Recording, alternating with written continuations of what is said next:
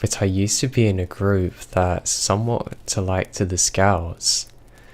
We spend a lot of time in the woods, and weird stuff happens often, but a lot of the time, they're easy to explain.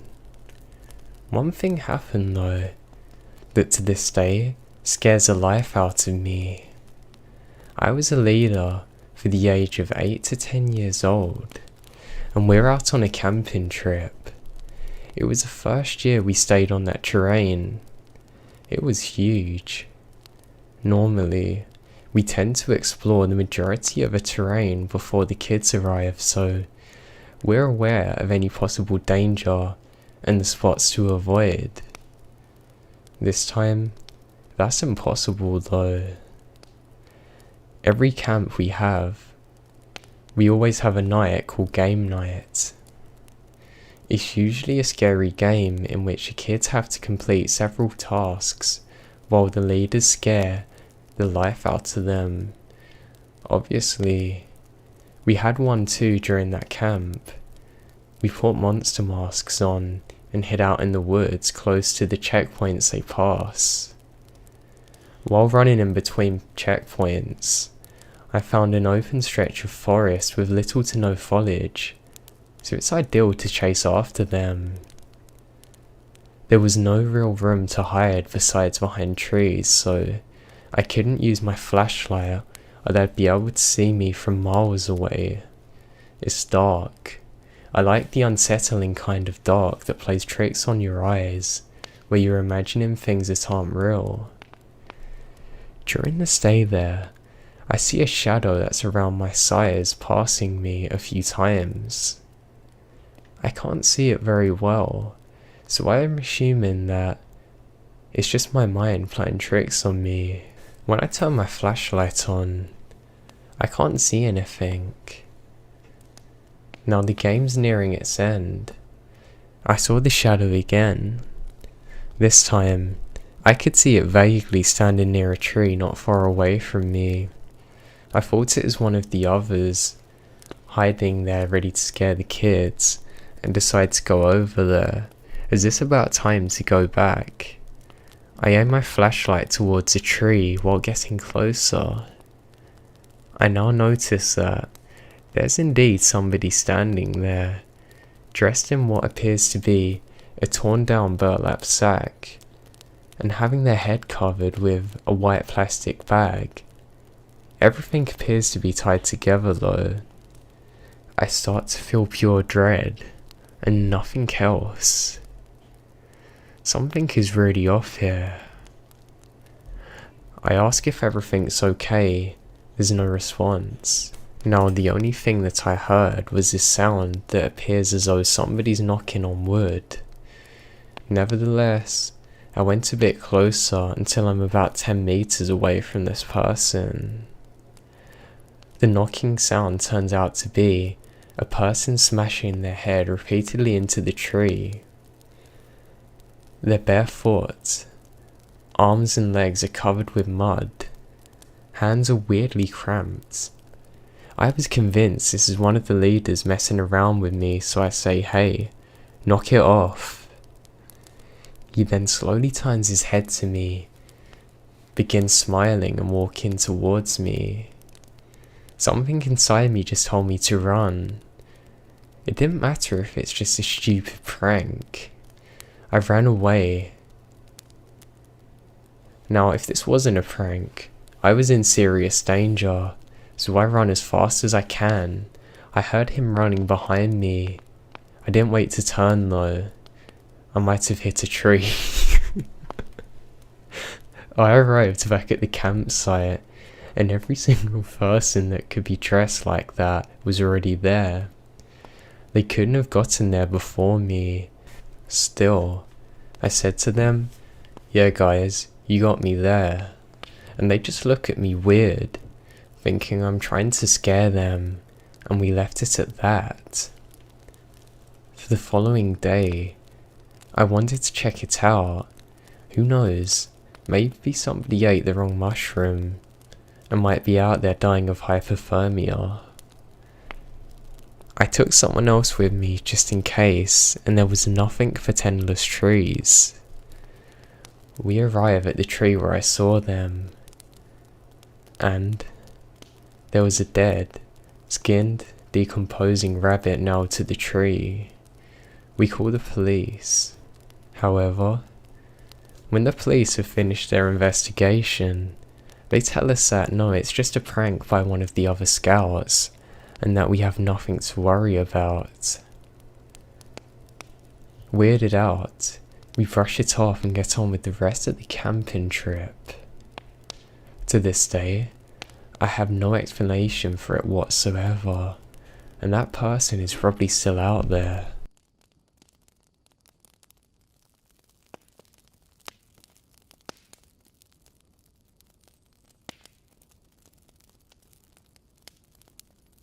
In 2016, my boyfriend and I went camping in eastern Pennsylvania.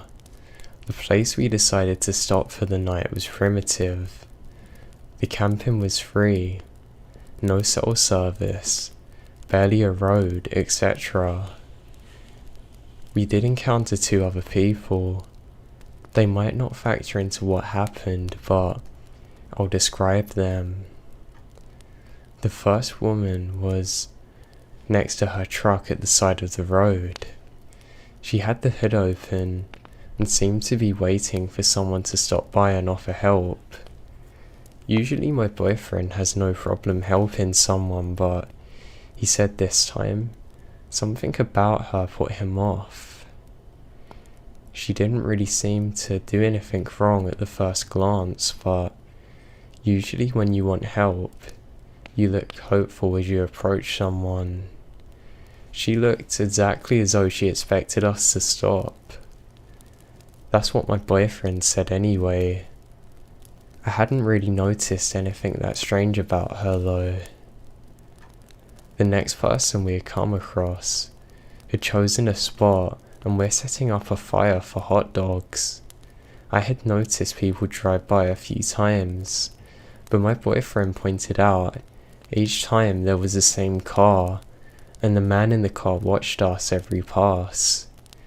My boyfriend was a little uneasy about this, but we'd driven around for a while before finding a place that we both agreed on. It had been raining and everything was muddy. We wanted the driest place that we could possibly find. He could have been doing the same thing. We briefly thought about moving to the next side of the road, but it was muddy too. If he wanted to find us, all he had to do was search for the tracks.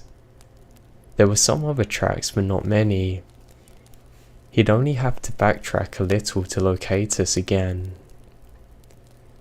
He didn't come by another time, so we stayed, and spent several remaining hours goofing off before dark.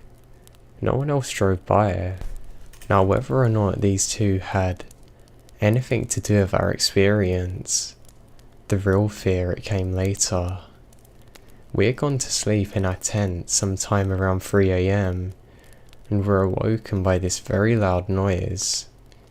I can't describe it very well or remember exactly what it sounded like, but my boyfriend said it reminded him of a chain gun revving up. It was also similar to how it would sound if someone recorded a shovel being dragged over gravel and played it over a loudspeaker. He jumped up, looked out the little window, but couldn't really see anything. The sound repeated itself multiple times.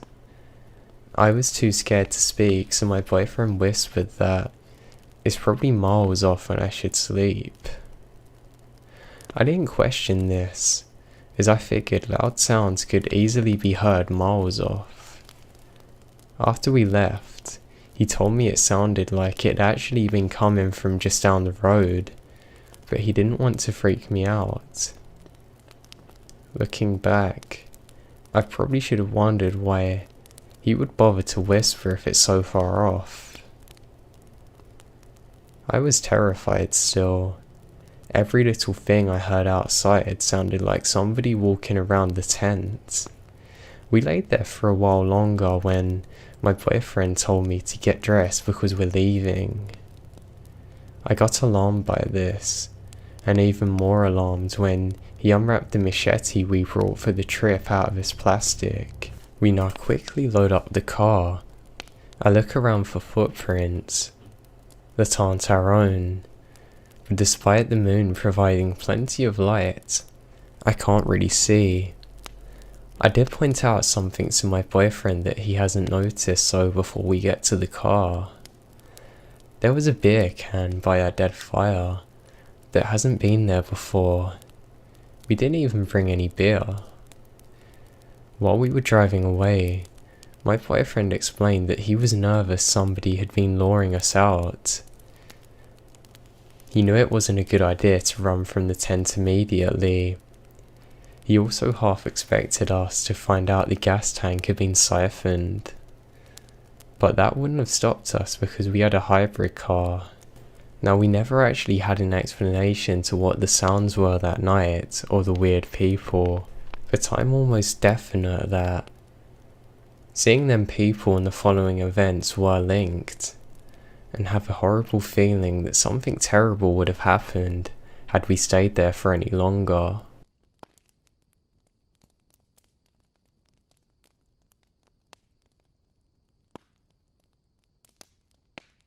One of my best buds from college was a geologist major that ended up becoming a ranger in the southeast US. He hadn't spoken to me in years, but I remember about 10 years back when he was telling me about an old married couple that he had recently helped out. He had seen them come to the park several days in a row and found out they're visiting from out west. They'd gotten engaged decades prior. They'd been searching for the spot they'd taken pictures of where he asked a question. After looking at the pics and figuring out roughly where they were, he escorted them in his vehicle. They then hiked to where they thought it might be. They found it, and he left them and goes back to the station at the entrance. He said he got a weird feeling once he got back, and felt like he needed to wait to see them whenever they left. Well, once it come time to lock up at night, he still hasn't seen them leave, so he reports it. Left his assistant to wait at the shack at the entrance, and went back to where he left them. He found both of them lying down along the bank of the river. Both are dead. He calls the police, went through the 9 yards and went home. The police were able to disclose him their identities, but weren't sure anything else initially. He later learns that the wife was terminally ill with cancer. They both killed themselves along there. They chose to do it at that exact spot. My bud was torn up about it. He just hated the fact that they had to ask him where they needed to go, and he was the one to lead them there.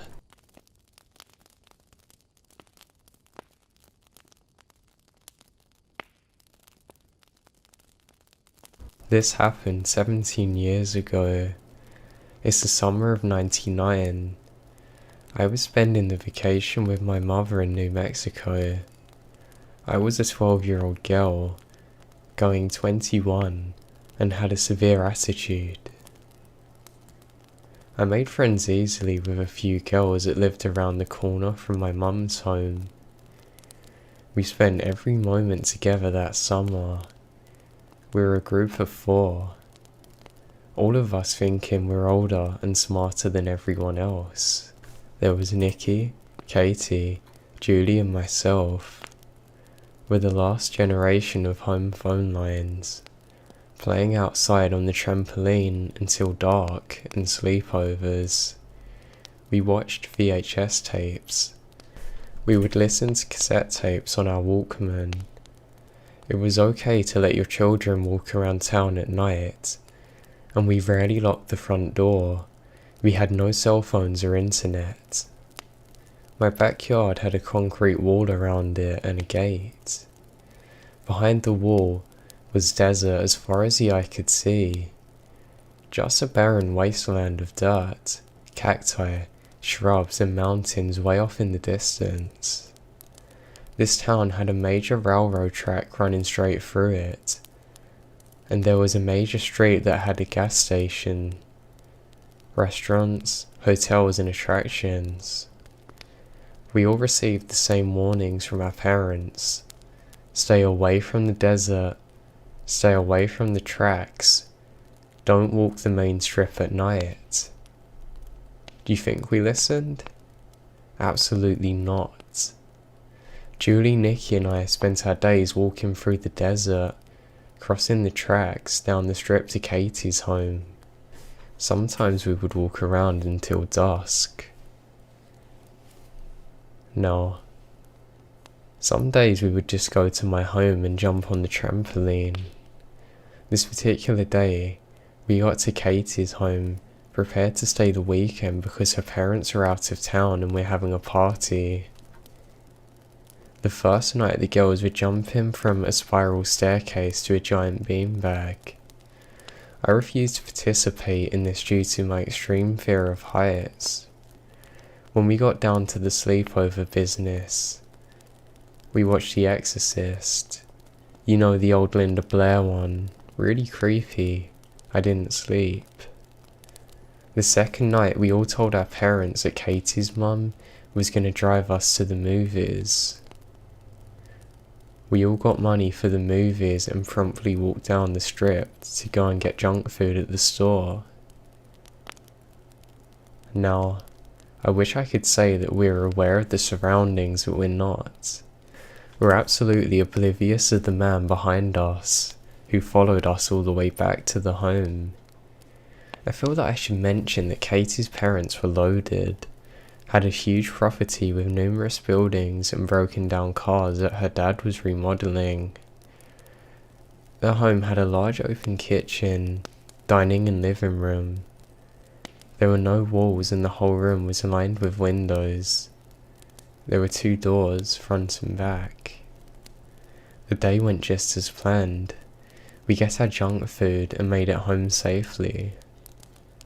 We made pizza in the oven, and for some reason, one of the girls turned on the TV to the news channel. As we were eating, we heard a story about staying indoors, because there's a report of a suspicious man walking the strip. That's it, suspicious man. We laugh and joke about it. Fast forward a few hours. I don't remember what happened, but as girls do, someone said something that hurt Julie's feelings and she stormed out of the home. I went after her and opened the front door just in time to see her lighting up a cigarette. I sat with her on the bench while she spoke about the other 2. Suddenly, the air gets thick with anxiety. Julie felt it too. I quietly asked if she felt as though we were being watched. She responded with a tiny nod, and then we're blinded. Someone was in a car in the driveway with bright lights on us. My heart was racing as I stood up and pulled Julie out of the spot she seemed to be stuck in. As we turned and ran inside, the man made a sound. I can't describe this sound other than a high-pitched squeal, turning to a growl. I was scared beyond all reason, but I somehow managed to get myself, Julie, back inside. As soon as we get inside, the headlights went off and it's pitch black again. I locked the door, turned the light off. By this time, Julie had regained most of her composure to tell the other 2 what had happened, as I frantically checked the back door and turn off all the lights. I told them to shut up and listen by the back door. I heard the car door close as I was praying to every god that he would go away. Then, right next to my head, The door handle begins to turn slowly, then frantically. I crawled away from the door and moved to where my friends are. For the next 2 or 3 hours, we sat as still as stone, listening to this man banging on every single window trying to get inside. The phone was located across the room, right next to 2 windows. Finally, I get up. I have the courage and run to the phone and call my mum. I told her that we're all alone, and someone's trying to get in. I hung up with her and waited. The banging sound now suddenly stops. We sat and waited, listening to him get in his car, and then the sound of that squeal, it turns into a growl. Really piercing. Then he's gone. The mum and stepdad showed up and checked out the whole place. They found tire tracks, but that was it. We know he was there for a while. The truly scary part was the scratch marks all over the doors and windows. It almost looks as though a human could not have made it. Needless to say, Katie spent the rest of the weekend at Nikki's house and had a great story for her parents when they got home. Our parents didn't punish us for lying. I guess it's hours of torture at this weird person or whatever it was enough. We made a police report, but they never found anything. I just don't understand the almost inhuman sounds that he made and the scratch marks. That's the part that scares me to this day.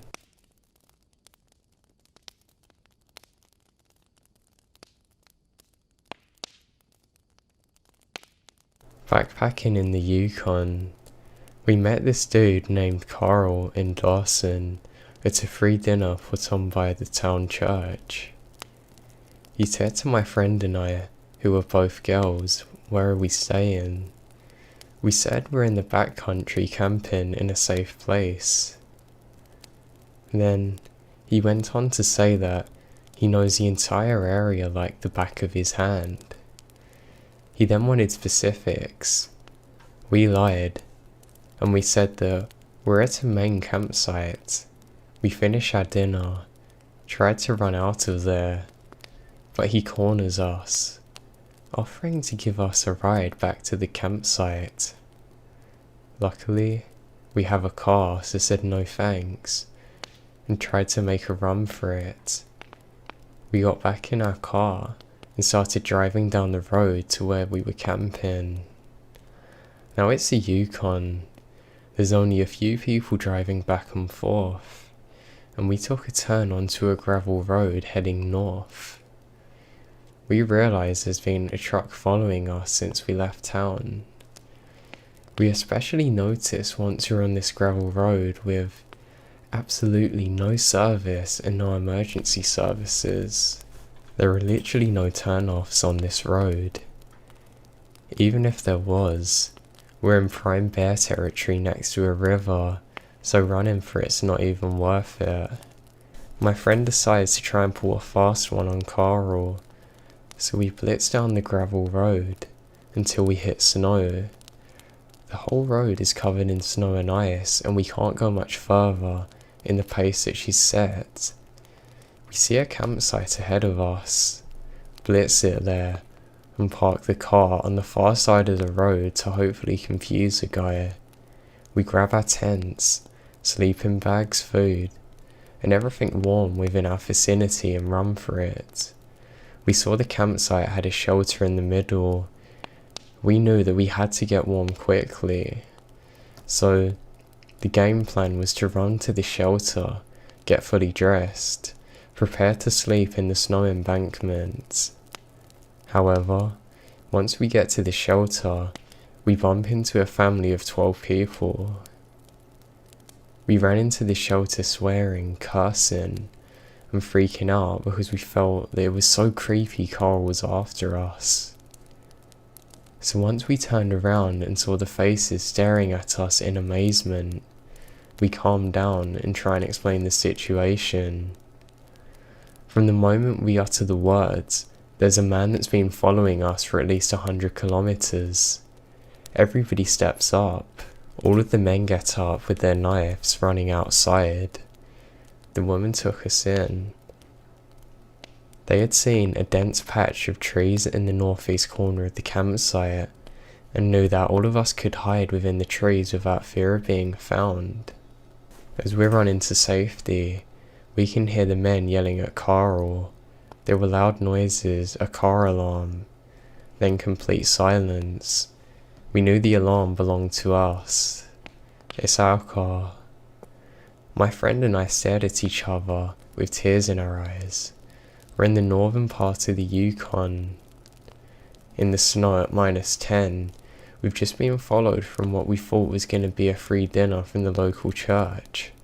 After about 30 minutes, the other woman decides it's time to return to the shelter and find the men. We turned and found the men safe and sound. Apparently, Carl had told them that we were none of their business, and that we wronged him in some sort of manner as he broke our car window, and then turned around to leave. One of the guys had a car, so had followed him down a good 20 kilometers before turning back. The woman invited my friend and I to sleep on their campsite, and we gladly obliged. We woke up the next morning safe and sound in the middle of the Yukon without cell or emergency services. We had a giant appreciation for finding them. Thank God we did.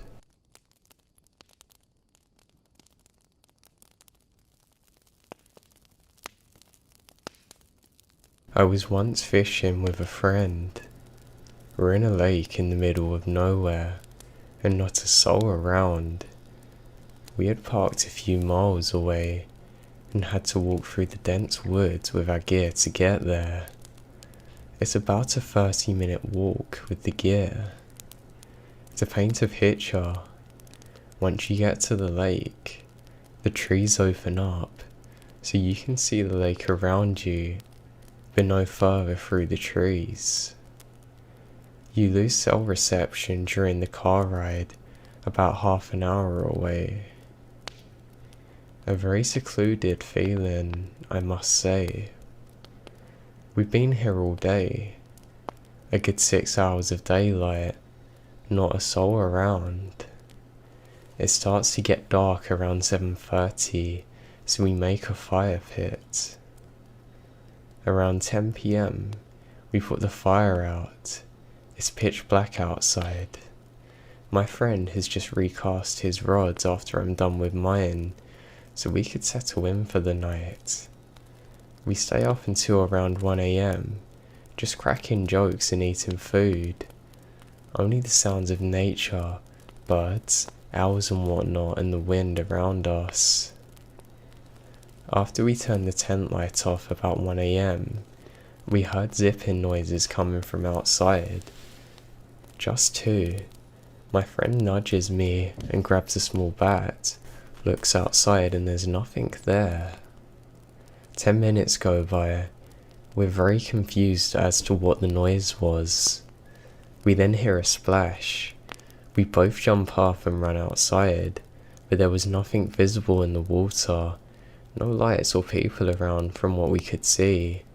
We both get into our tent. By this time, I'm terrified, clutching onto a bat. We have no option but to stay. The car is too far away and the woods are too dense to walk through during the night, especially if someone is out there. Whilst we're inside, a very deep male voice sighed next to the tent. "You're not supposed to be there." My friend said, "Who's that?" There's no reply. We get up and look. Nobody's there. No noises of someone walking away. No nothing. We turn to the torches, quickly gathering them, looking around, shining in every direction. We stood there for about 5 minutes just checking, hoping to find some source of it to get an explanation. There's nothing. We go back to bed and don't sleep. We spoke very quietly for the next 6 hours.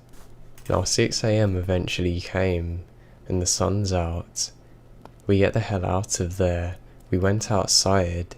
There's blood on the trees, and a single footprint in the fire pit we had made the night prior that did not belong to either of us.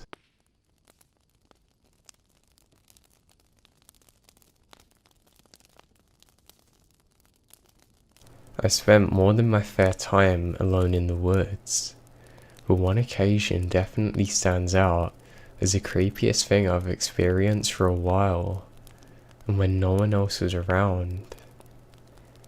I have a friend that has 40 acres out of town that he has slowly converted into a farm for his family. Years ago, when he mostly only had a dozen or so chickens out there, I spent a few months living on the property in a tent while I began seasonal work. At the time, the property was decades neglected, overgrown pasture land with a few clumps of denser woods. I had set up my tent right in the middle of the property, in a small clearing between two densely wooded areas. My friend would come by once a day to feed the animals. Other than that, I have zero chance of seeing another human unless I leave the property. I mean, I can't lie, I really enjoy the solitude, and being taken to observe nature in a way that I've never really done before. When the incident occurred, I'd been living out there for about 2 months, so I was well used to the sounds of nature outside my tent. I'd even gotten to the point where I was so used to the sounds of nature outside my tent at night, I'd gotten to the point where I wouldn't even bother to get out of the tent and look if a small animal was walking my way around the tent at night. I'd even gotten used to the sound of that roof, where it'd pump sometimes from the wind. My friend had been short on nails while he was building the roof over the pump, so the southeast corner wasn't nailed down, and a strong wind would cause the corner of the corrugated metal roof to peel, and then crash down loudly when the wind stopped. It was about 200 feet away from my tent, so it had caused me to jump a bit when I first moved out there. But within a month, it had just been another sound outside my tent. It was somewhat comforting though, like somebody who lives in a big city that can't sleep without the sounds of traffic outside their window. I probably helped myself by the fact that I knew it was paired with the sound of wind blowing through the trees. So on one night, I'm tucked inside my sleeping bag, starting to drift off when I hear the shed corner come crashing down. Nothing to worry about. I probably didn't even open my eyes, but then I hear what sounds like a person mimicking the sound of the shed. Right outside my tent. My blood freezes in my veins, my eyes open wide in the darkness. I hold perfectly still. I know that my friend has already come and gone hours before. I am alone on a piece of land that is large enough that there is no reason for a person to accidentally end up next to my tent in the middle of the night. After a few moments, the wind makes the shed roof crash again. And again, I hear a person mimicking the crashing sound a few seconds after. I called out and say, "Is anyone there?" Zero reply. I then hear the sound of the crashing a third time, but this time there was no mimicking sound, so I'm out of my sleeping bag, out of my tent, flashlight in one hand, camping knife in the other. I then shine my flashlight right out of my tent to where the sound is coming from. I need to see who is making the fake crashing sound. I see nothing. Now it's on the edge of the woods, but the sound had been so close. I can see through the brush well enough to tell that there isn't a person behind the bush and low branches. I'm still looking at the ground, and none of the dead leaves look partially disturbed. I'm trying to figure out how far somebody could have moved at a slow enough pace to not make enough sound for me to hear their footsteps on the leaf litter. That's when it crashes again. And I hear some more fake crashing sounds right next to me, where I'm 100% positive there's a person standing. At this point, my heart is beating a mile a minute. I'm getting ready to believe in the supernatural. Eventually I had enough and went back to sleep. I still didn't know what was making them sounds.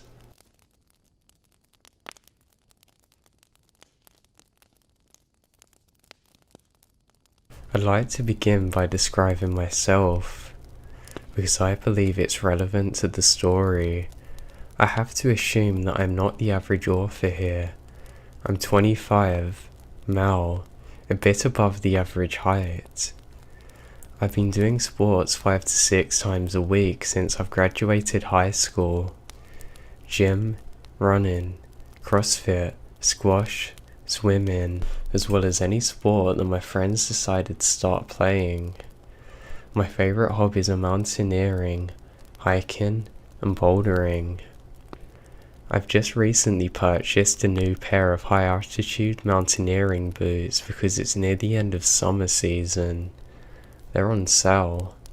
The plan is to wear them in the Alps next summer on a few ascents.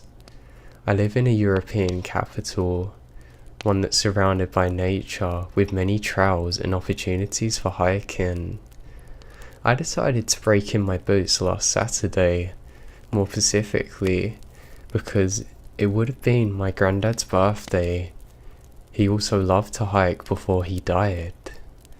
These boots are overkill for these woods, but I needed to try them.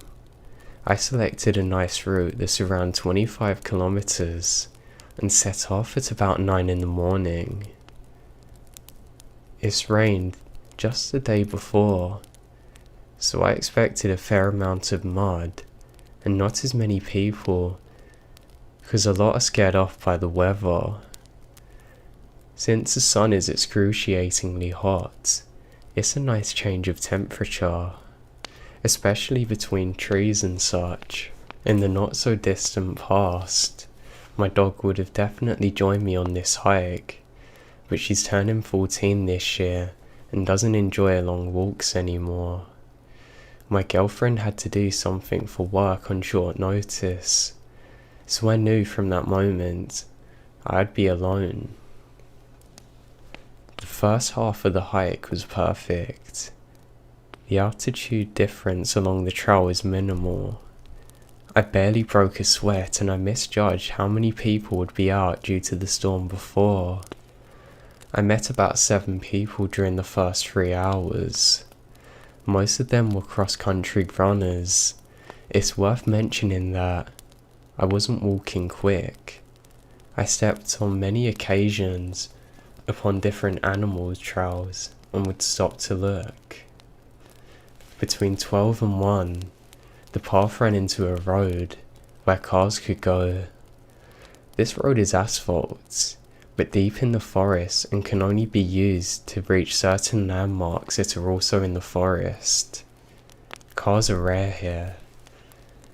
My trail required me to take this road for a few hundred meters. As I'm walking up the road, I hear a car approach from behind me. It went past, not quick or slow. It's an older green SUV with a fresh registration plate. Probably an import. I thought nothing of it.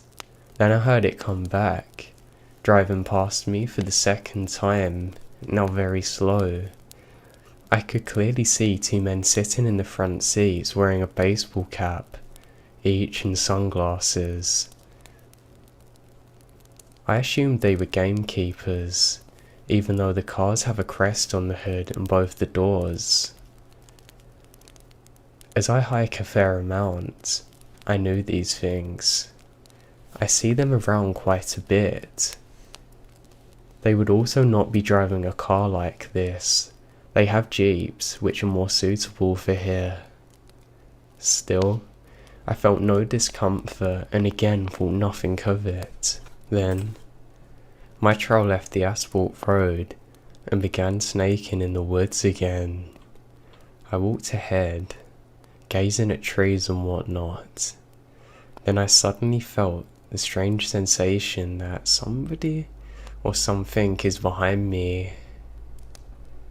An engine sound was becoming more and more clear as well. At this point, the trail was quite narrow, but if, for whatever reason, you want to drive a car on it, you could not. Now I turn around.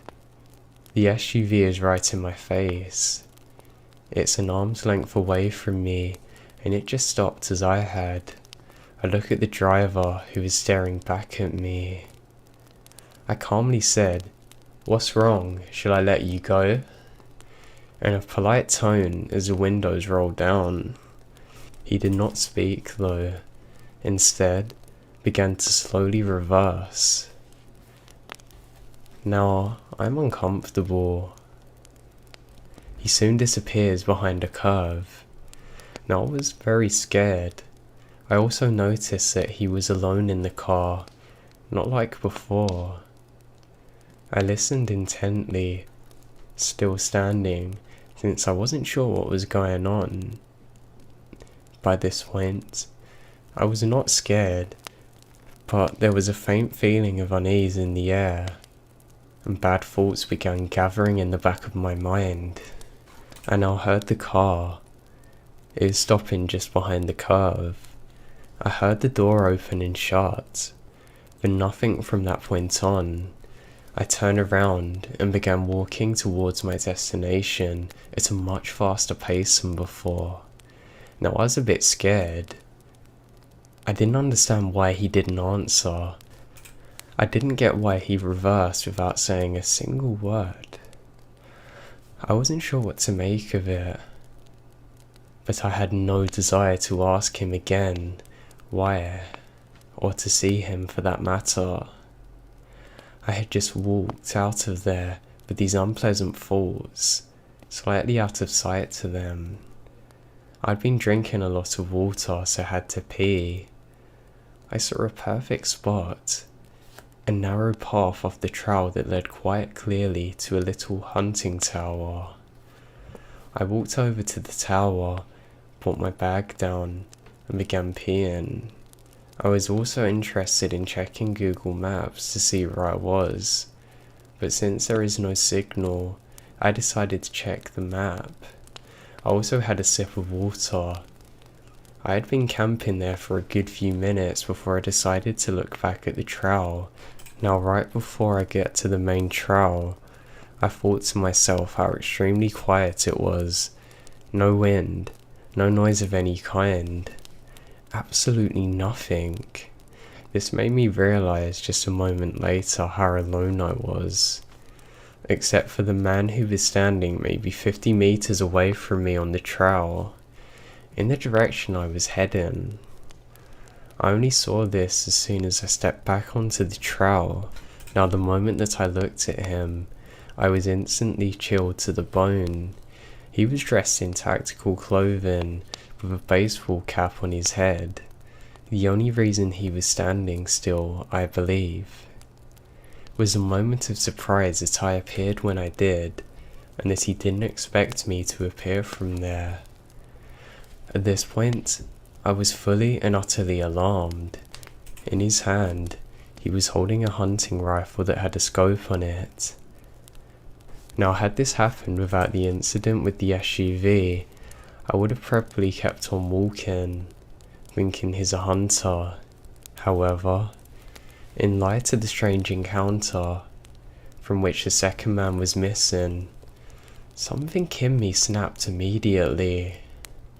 In hindsight, I now know that it's illegal to hunt here. I figured in the matter of 2 seconds that I was going to sprint through the woods until exhaustion, towards and past the tower, as it seemed natural to do at the time.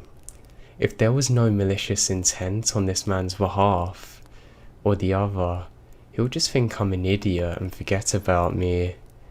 If correct, this is the best decision I've ever made in my life. And for God's sake, he began running towards me, adrenaline blossoming within me. I began sprinting away.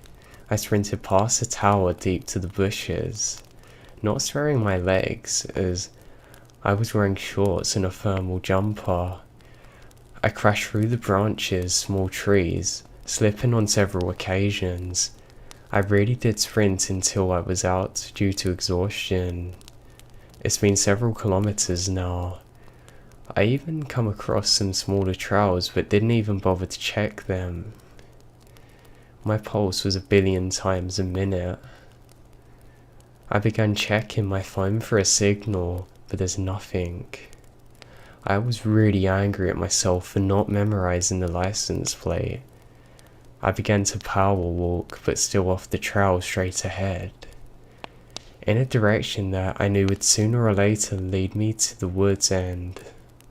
When my phone got a signal, I began to immediately relay the story to different people, saying I was overreacting and that I shouldn't have went there alone. Finally, I reached a trail that led directly to a cute little town that borders this rather large forest. It felt like an eternity, but I walked the last kilometre to the main square, took off my jumper, putting it in my bag. At least I looked a little different now.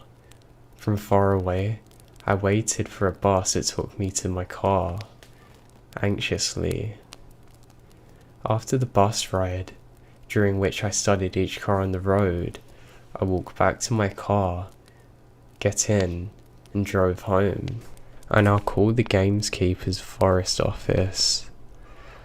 I inquire about what happened and if they've had any cars in the service, like the ones I've come across. They do not. The gamekeepers also don't work in pairs. 99% are alone. I told them this and they took me very seriously. I left the office and never went back to that place again.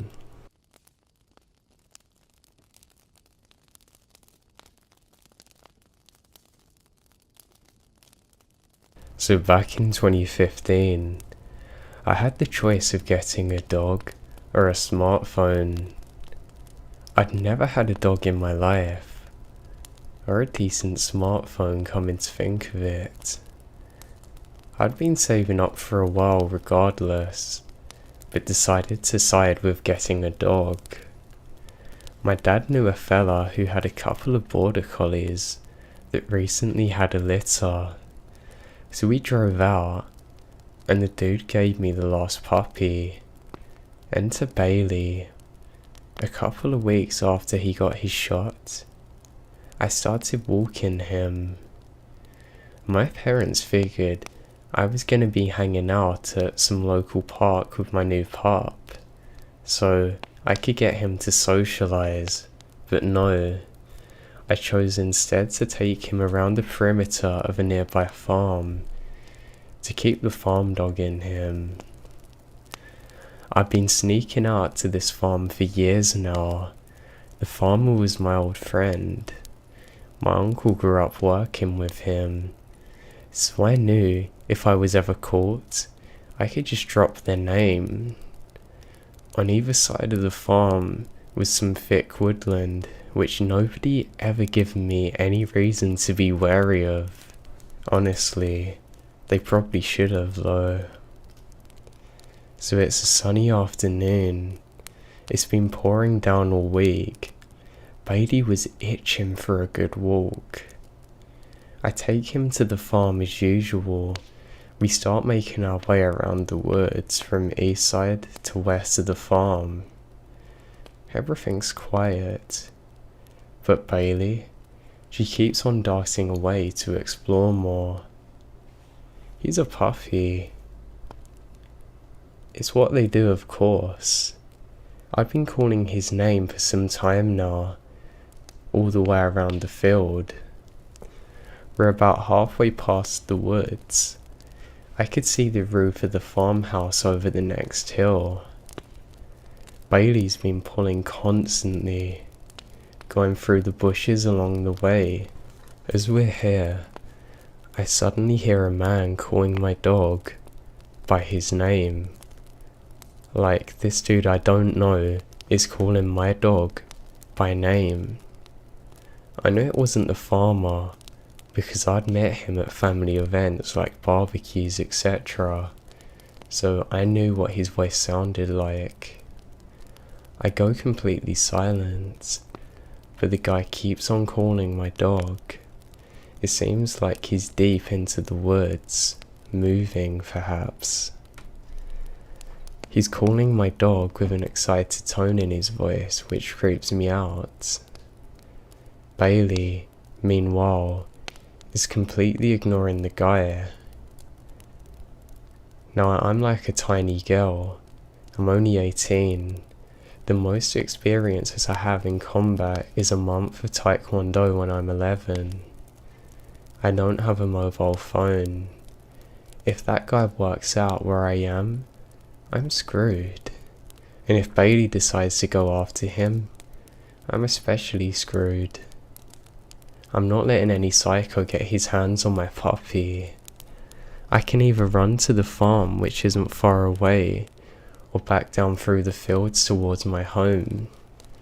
I pick up my dog, begin sprinting across an open field.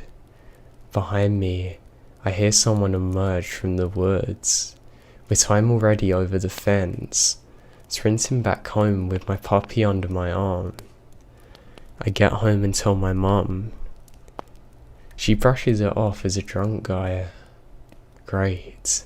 A few weeks later, I'm at my uncle's house, and the farmer walks in.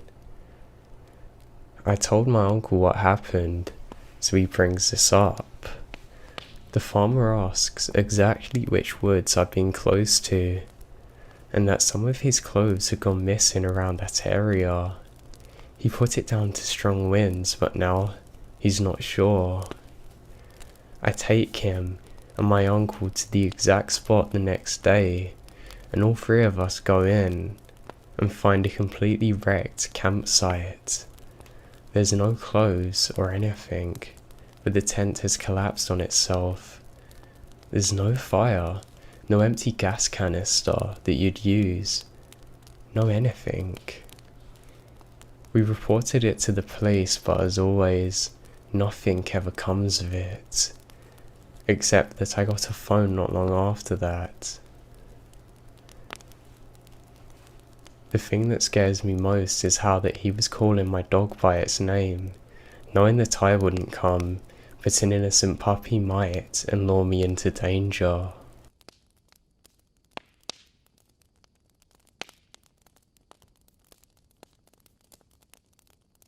I was somewhere in the 11 to 10 range. I'm now 25, and my family and I were camping in North Conway, NH. My parents were cooking breakfast, and I went to play in the woods nearby. All of a sudden, this little boy around my age seems to appear out of nowhere from the woods. But being young, I just assumed he was camping nearby. We talked. He told me about how him and his parents are out there a lot, and they have a lot of stuff at their campsite. He went on to tell me about how fun it was, all the things we could do there. I said to him, "What's the fun stuff you're talking about?" He said his dad kept a lot of beer and a lot of guns. He then inquired if I'd like to come and see this with his dad. Being young and stupid, I initially said yes. Now, I follow him down the path. My mother catches a glimpse of me walking away with this strange boy and jogs towards us yelling. I told her that I was going with the kid to see his dad's guns. She yanks me away immediately. Now it seems pretty innocent if left there, but as we're going out that day, we took the road that ran parallel and overlooked most of the campground. Now as I'm looking over there was absolutely nothing where that doe trail led to. It was barely a trail, and went straight into a thickly wooded area, clearly not at all part of the camping grounds. Who knows what lies up there? I'm just glad that I never found out for myself.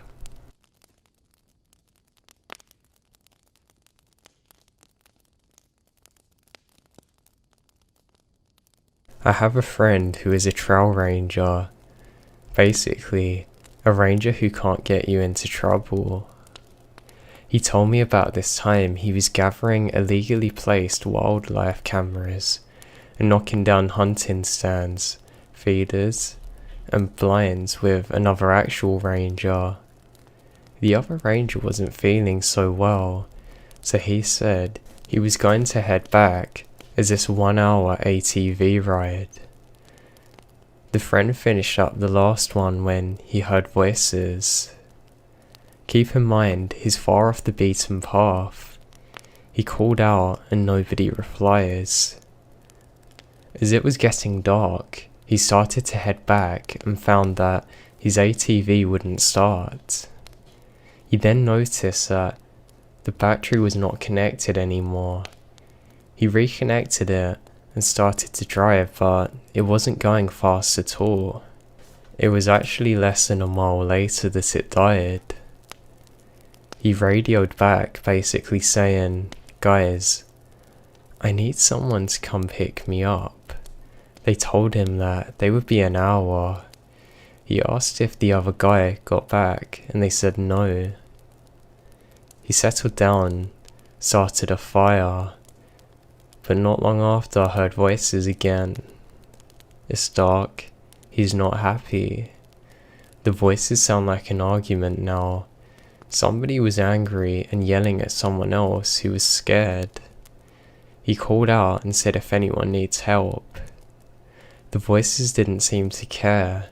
He guessed it had been less than 1,000 feet away.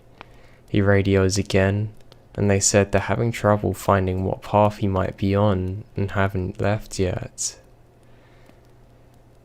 He asks them to just get the other ranger to tell them about where they are, because he left with the iPad that had the map on it, and they still hadn't got back. About 3 minutes go by. He hears the voices again.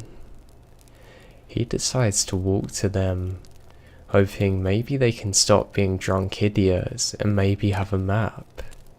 He walked in their direction, but the voice seemed to be getting further as he gets closer. Finally, after 20 minutes, he gave up and walks back. He gets a radio call, and they said the other guy was found passed out, covered in vomit, and was being taken to hospital, but he crossed off everywhere they had found a stand, so they'd have a general idea where he is. The radio died, then the voices came back. Bored out of his mind, he decides to listen to what they're arguing about and picked up things like, "Well, it wasn't yours to take, you better do," and so on. His guess was that the hunters were arguing over a kill. Then he heard something that really shocked him. Then silence. He hears a gunshot. He doused his fire and hid. After that, he hears nothing. Just his breathing for the next half an hour until he saw ATV lights. He told the guy picking him up everything and they called back. They had people looking for 3 hours and find nothing. They came back the next day with police and dogs. After about an hour, A shallow grave was discovered with a long dead man who had clearly been shot in the face. The thing is, it's a skeleton, been there for years. So either the argument he had heard just ended with a bang and both parties went home, or he somehow heard a murder from years ago.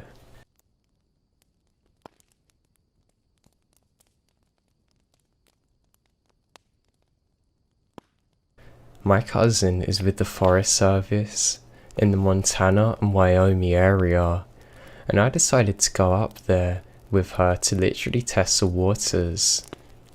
She does hydrology and has to ride out into the middle of nowhere to test streams and snow runoff to ensure that there's no contaminants. So I thought that sounded fun and wanted to do a bit of a tour with her. We were going to have to camp out there for 2 nights, so we packed up all our gear in saddlebags and started out. The first day and night was amazing. Beautiful scenery, air quality is the finest. It really is so peaceful out there. I love that area and wish I could go up there more often. Anyway, we started out on the second day and my cousin said, "You want to see something weird?" I said yeah, of course. So now she's leading me out to this tiny ravine. We ended up travelling about 2 hours away from our actual path we had laid out on. At the very end of this fold in the land, she dismounts and tells me to get off my horse too. We tie them up in this gorgeous little clearing. She tells me to follow this tiny wildlife patch and bring our little rechargeable radio. It is one of those where you can plug it in or wind it up. It also acts as a lantern if you really need it. So I do, and out in the middle of nowhere, there is a huge coil of wire sticking out at the ground. The wire itself was not weirdly large, like some buried transmission wire, but small, like 10 or 12 gauge wiring for a home. It trailed off into the brush and trees, so naturally, I decided to follow the thing out of curiosity. My cousin trails behind me as I do. Now after coming straight out of the ground, the wire comes across some trees and back to the ground again, snaking around some rocks and finally deadens in an outlet. The outlet is mounted on the side of a desk. It looks like a schoolteacher's desk from when I was growing up, with a metal base and wood top, no chair, nothing, just an outlet and a desk. I'm staring confused as hell at this desk in the middle of a forest when my cousin takes a radio, pulls out the cord, plugs it into the outlet. It then lit up and started blaring out static. The wire's been fed from somewhere. Now the place where we are had no road access, no buildings for literally miles on end, and away from everyone. Yet, there's a live power outlet. Weird as hell.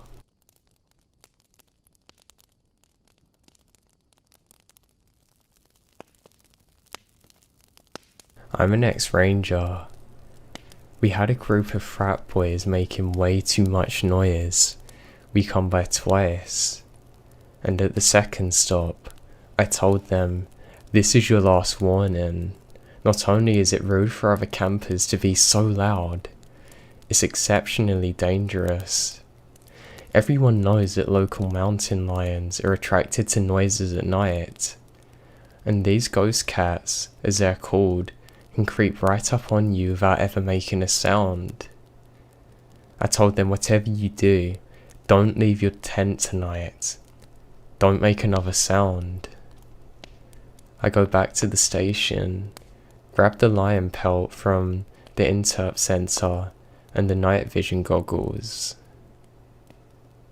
Once they were all in their tents, we crept up in the campsite and made fake lion tracks everywhere. I then pulled the jeep forward as though we were arriving upon the scene and get out. I turned on my mag light and illuminated the silhouette of the lion pelt. Because I was moving quickly, the shadow of the lion appeared to be moving. At this point, they're losing it. They're screaming there's another one and stay in their tents, and then let's get out of here. At that point, we turned off the flashlights, grabbed the lion pelt in the darkness, and jumped in the jeep and sped off. Just after sunrise, they began peeking out of their tents. No one was brave enough to get out of their tents, and when they saw the giant paw prints everywhere, they were screaming.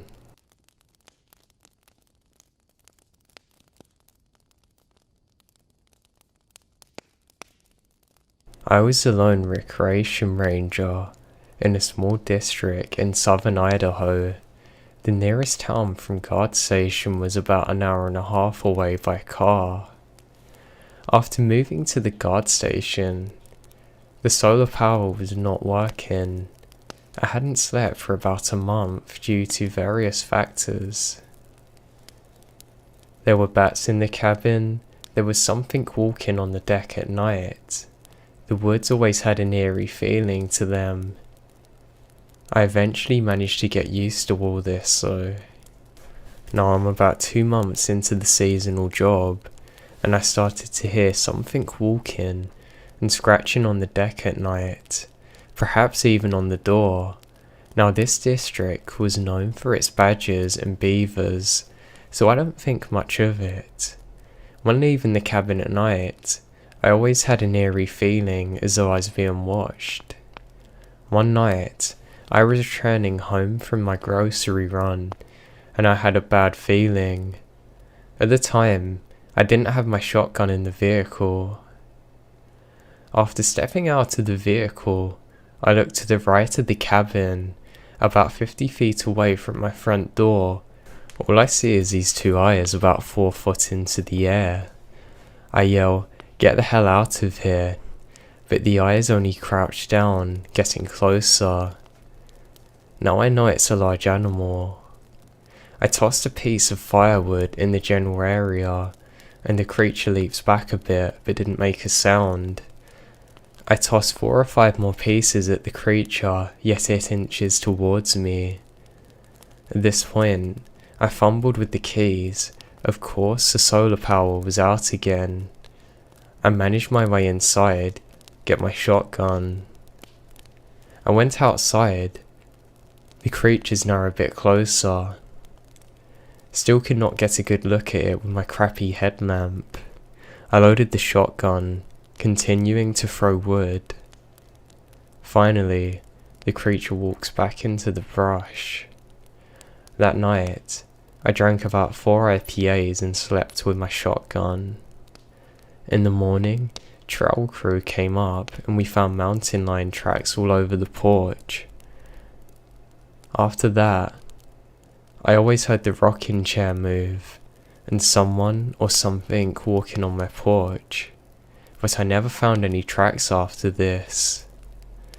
Considering that it's always muddy up there, I thought it was weird to not find any tracks. Now I've been stalked by mountain lions before and never had that eerie feeling that I did when in those woods.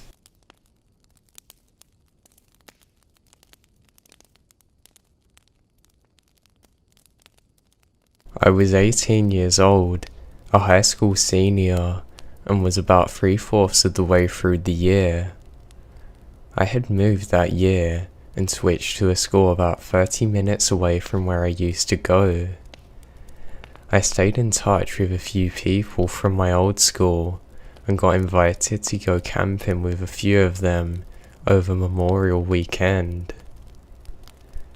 I invited 2 girls and 1 guy from my new school to come hang out for a night, and met them in the closest town from the campsite, about 40 minutes away.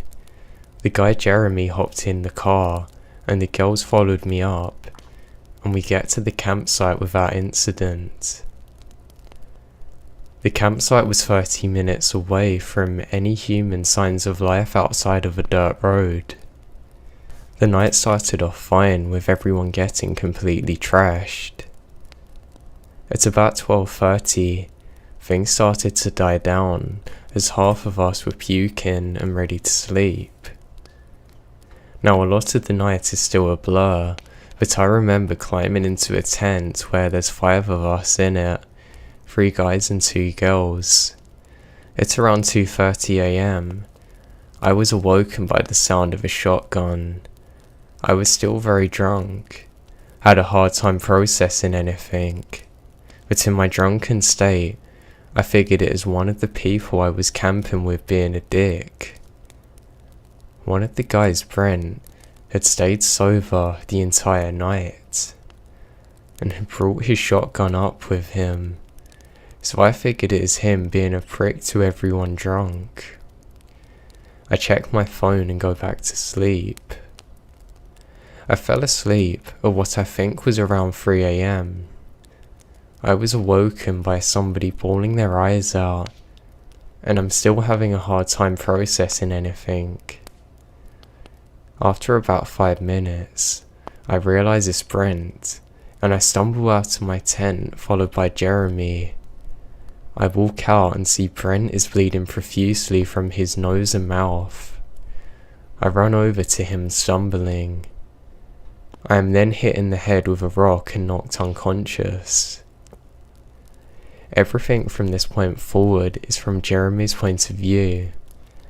Jeremy to this day is my best friend, and has told me his version of this story many times.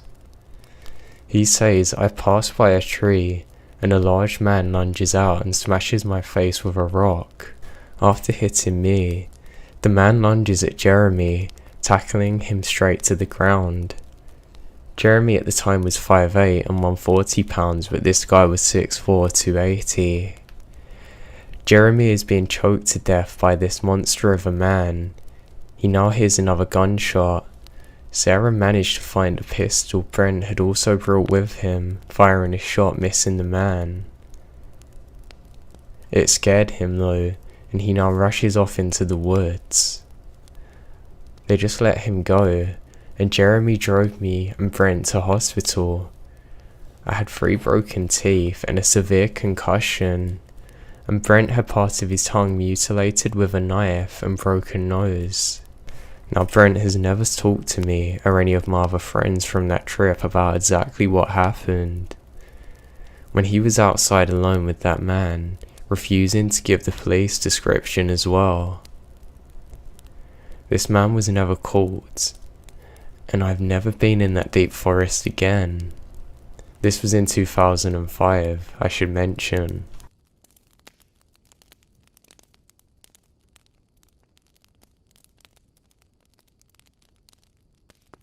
I'm a park warden.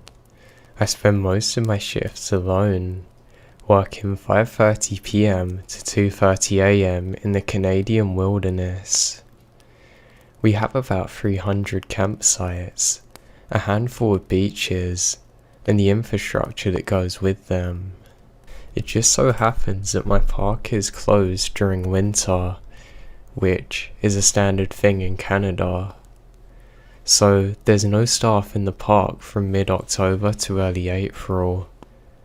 Now years ago, a man decided to end it all via a sawed-off shotgun down by the river on one of the beaches in late November. No one found him until the spring melt. This beach is at the furthest north point of the park. It's pretty isolated, but as it has a beach, it requires at least 1 patrol an evening. I was down in the showers at the beach at around 7 PM on a very overcast day. I was checking the supplies in the first aid kits and signing off on the fire extinguishers. The weather was blah, so there were no campers out or patrols anywhere near the beach. And the parking lot was empty except for my cruiser. All of a sudden, A feeling of intense panic washes over me. I booked it to my cruiser, get in, slam the door shut and take a few deep breaths in and wait for the feeling to pass. After a minute or two, I get back to business, but this time sitting in my locked car, filling out blinders and work logs. Suddenly, a huge dark shape moves across my driver's side window and I scream and jump back. My immediate thought is that somebody's been lurking and was about to try and smash the glass door open. Sure as hell it is empty, not a soul around, but you can bet your life that I left all the further maintenance tasks on the neck of the park patrol doing it in the day shift. I floored it out of there. Now it's not probably the scariest or most shocking story, but it rattled me hard, and now I refuse to do foot patrols down there at night.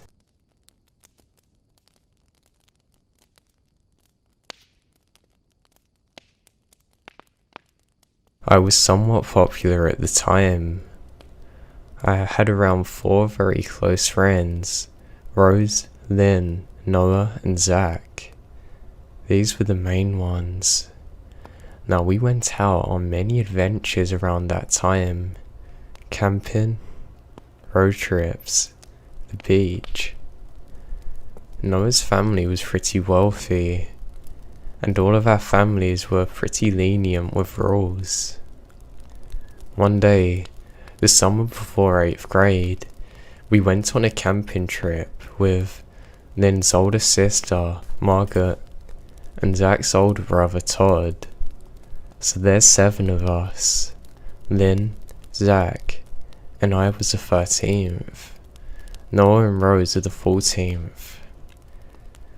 Margaret and Todd were both 17. We decided to go camping in a nearby forest, around 20 miles from Noah's home. It's pretty much the middle of nowhere. Noah's house and his neighbours were the closest homes. There were no signals for phones or any other electronics out there.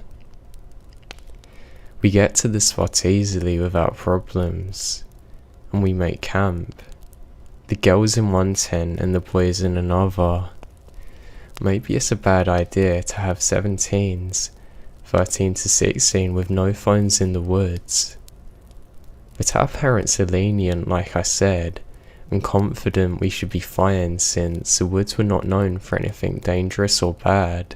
So we get set up, go swimming by a nearby lake, come back and make dinner over a fire about 20 feet away from the tent, which are about 4 feet away from each other.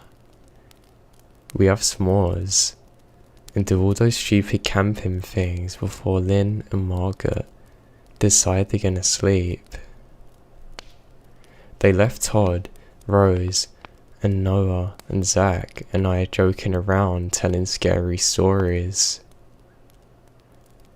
Then Margaret wakes up annoyed and tells us that whoever is messing with the side of the tent to stop. Keep in mind, no one's left the group, and the tents were far enough away from each other to not have anyone near them. She explains that somebody keeps touching the side of the tent, running something along it. We dismiss her. Todd states it's probably a tree branch, and Rose and I decide to sleep as well. So we head back to the tent. Lynn is asleep, and we settle in. Me closest to the opening, Margaret next to Lynn, who is at the opposite side of the tent, and Rose in between Margaret and I. I manage to fall asleep easily within 5 minutes until I wake up suddenly, for what seems like no reason. I now go and check on my phone. I still brought it, and it had a portable charger that was just to take pictures. And it's literally the middle of the night. At 2:15, I look around. My eyes are getting adjusted to the darkness, trying to figure out why I'm awake. A tapping sound on the tent was the first thing I noticed. and a soft giggle. It sounded somewhat deep, like a male voice, but I couldn't be sure. Now after what felt like an hour, it was probably a minute or two, the tapping and giggling stops.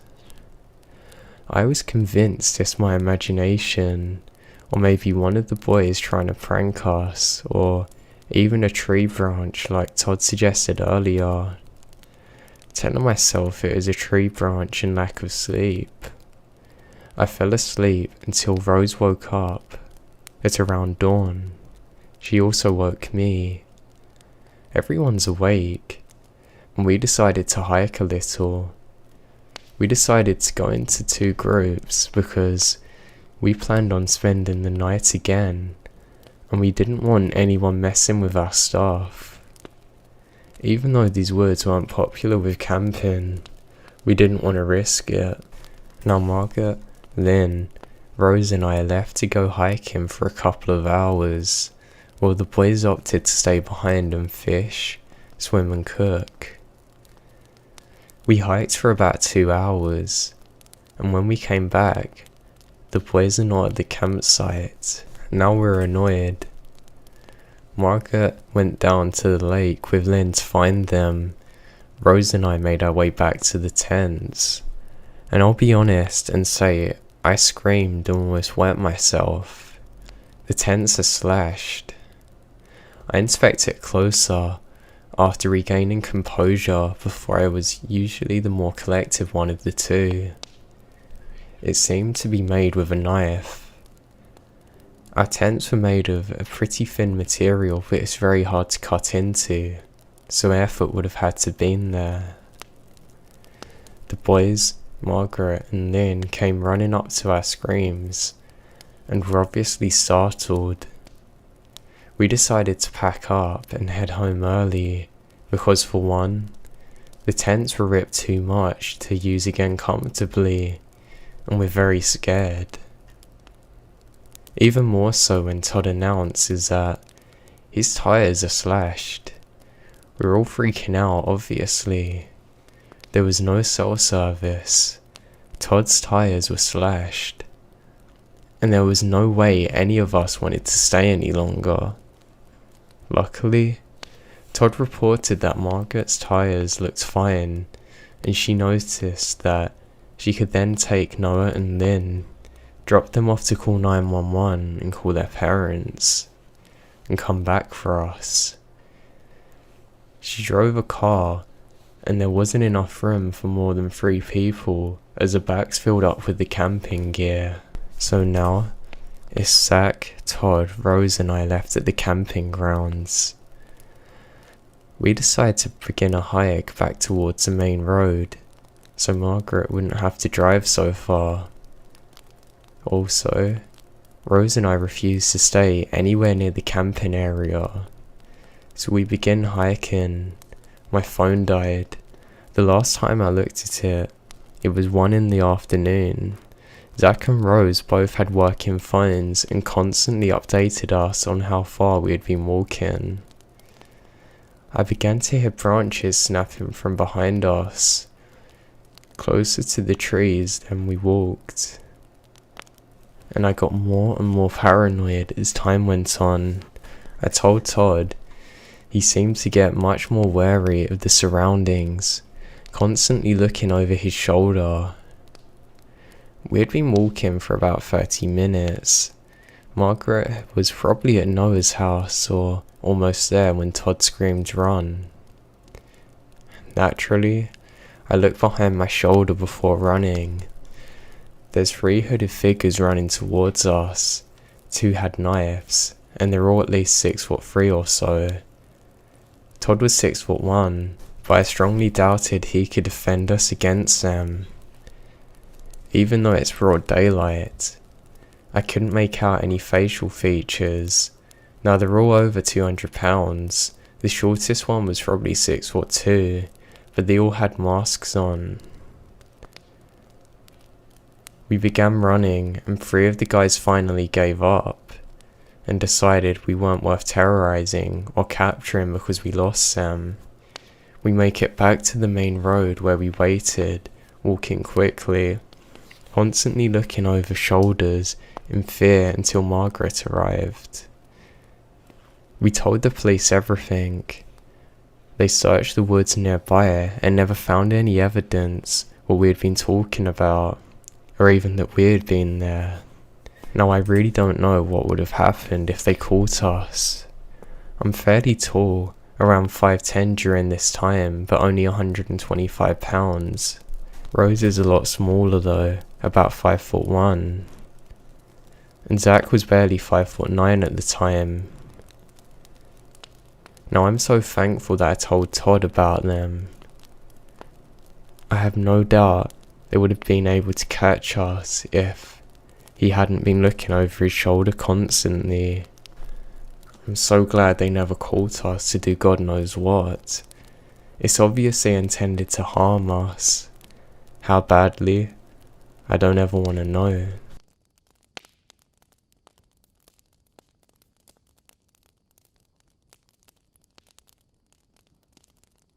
When I was younger, about 10 years ago, I gotten into bird watching.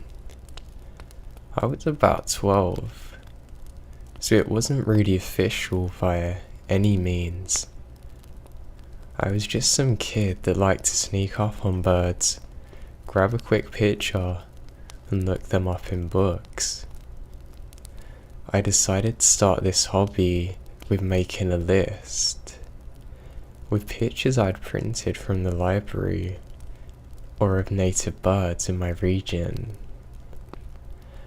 Every weekend, I'd be wandering around my neighborhood in search of new birds, with a few ponds and a large creek in my area. I found quite a few within my first few weeks. However, there was one bird that was sort of a white whale due to its rarity in the area, a black vulture. We have tons of vultures in the area. Well, turkey vultures. They're common, but far fewer black vultures. It's a bit hard to tell the difference if they're flying too high. The best way to determine which vulture is what is to do with how much grey-white is under their wings. If they get closer, you can eventually make out the red head of the turkey vultures, of which I did so often, disappointingly. Now unfortunately, I cannot remember the exact date, or what month it was even. But one weekend, I decided to spend the next few days searching high and low for the black vulture. I went climbing all over the small wire fencing around a nearby bushy area, as usual, and searched. Now usually, you had to be lucky to find scavenger birds on roadkill. Besides a road, there are so many small things around, like 2 lanes that mirrored the creek nearby through some foliage. So I just cut across a sort of mini forest, heading in that direction. As much as it made me sad to see a dead deer or possum, it was a common sight on this road, as both sides are now open, with trees and undergrowth almost choking it. There are some parts of the road that almost become a tunnel due to leaves intertwining above. It's incredibly easy for a deer or some other animal to jump out in front of a car in the dark, not realizing it's too late. I didn't have much luck. There are far fewer crows or anything nearby. I see a few ducks swimming in the creek besides me. Nothing big.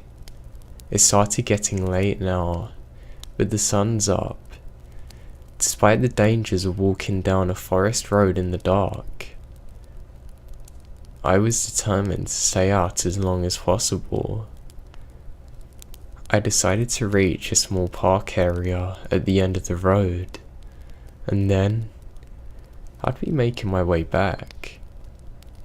I went under a small tunnel of leaves, back out on the other side, delighted to see the familiar shape of a large bird circling in the sky. It was just the right shape and size to be a vulture, yet I had no hope of checking for the greyness of its feathers. Sunlight is limited. Instead, I was stuck following it as it slowly began to sink lower and lower. After about 10 or so minutes, it landed. I then carefully snuck forward, casually and cautiously avoiding anything that could alert the bird of my presence.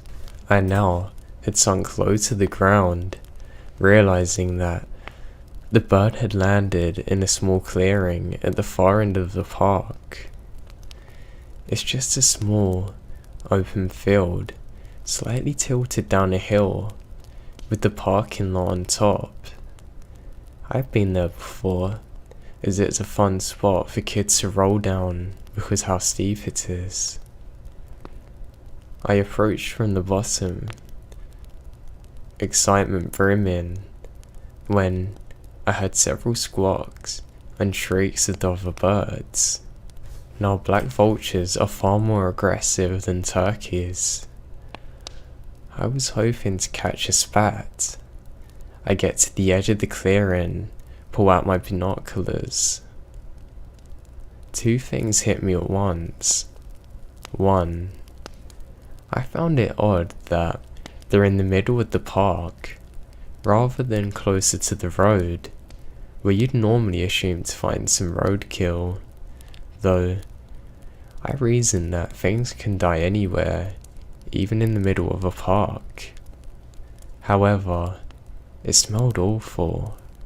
The scent was rather light, but I'd been known to have a really sensitive nose. But something about this didn't smell right. Not like any other roadkill I've smelled before. When I put the binoculars to my eyes, I expected to see a deer corpse and two birds fighting. Never in a million years did I think I'd see a corpse of a complete different kind. The birds were there. I remembered the faint pang of excitement I still had, recognizing the proud head of the black vulture, before the image of it sitting on the chest of a naked woman sucked all the life out of me. I was frozen. I could not look away. My throat tightened with vomit. I could not look away. The bird had done surprisingly little to her. She had what appeared to be cuts, but most of her waist was intact. What wasn't the bird's rat? It was a horrifying sight. One that I will never forget. I can see the image so clear now. She was pale, with blonde hair. I sat there, stupidly, for who knows how long, as the sun began to sink over the trees. This was the time before cell phones were common, and I had the quiet hike back home now. I realize now that I'm in shock, and I could only move when the sudden fear that whatever did this could be directly behind me forces itself upon me. I begin to slowly waddle backwards into the trees, not taking my eyes off the body for a second. I did not want to turn around. For some reason, I was so scared somebody would be behind me that I just backed up forever. Maybe nothing would happen. It was now dusk, and suddenly, high beams appear from over the top of the hill. I then heard the screech of tyres as a car wheeled out, and I listened to it veer off left, away down the road, opposite to the direction of which I'm heading. That was the last straw. I ran the entire way back the second that I could no longer hear it.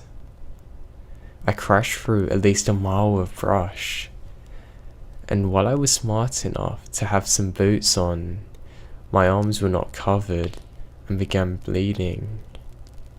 I stopped.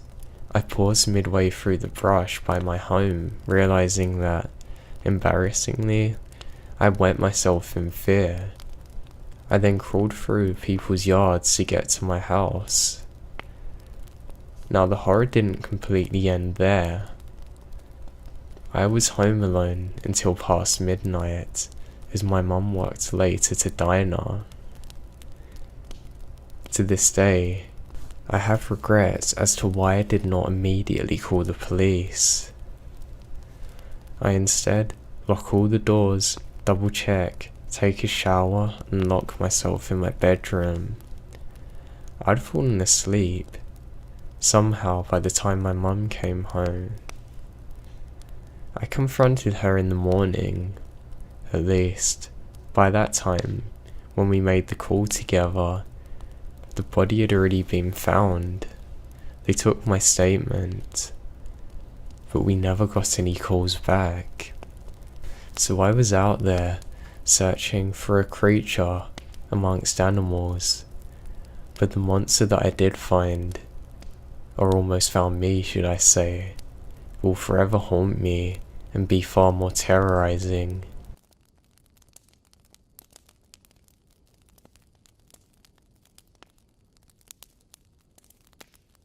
About 2 years ago, I finally moved into a brand new home in a brand new estate in Australia. I was one of the first to have a finished building in the area, and was able to finally grace my independence. The first few weeks went by as normal. During that time, I'd often take walks alone with the dog in the afternoons and roam around the estate area. All the roads around us had been practically completed, and all the other properties were marked out. But no other houses were built excluding one, directly opposite mine. The home appeared finished, but there was no driveway laid yet. From what I gathered, no one lived there. Up to the left of my home, roughly a few hundred meters away, was a field with a huge hill upon it. I later found out that the whole area was council property. Not only was no one allowed to build up there, but the whole hill was basically a no-go zone. For whatever reason, the council just didn't want people up there, so the whole area was surrounded by a huge fence. The only other notable feature in the area was a small abandoned farmhouse with a shed a few kilometers down the road.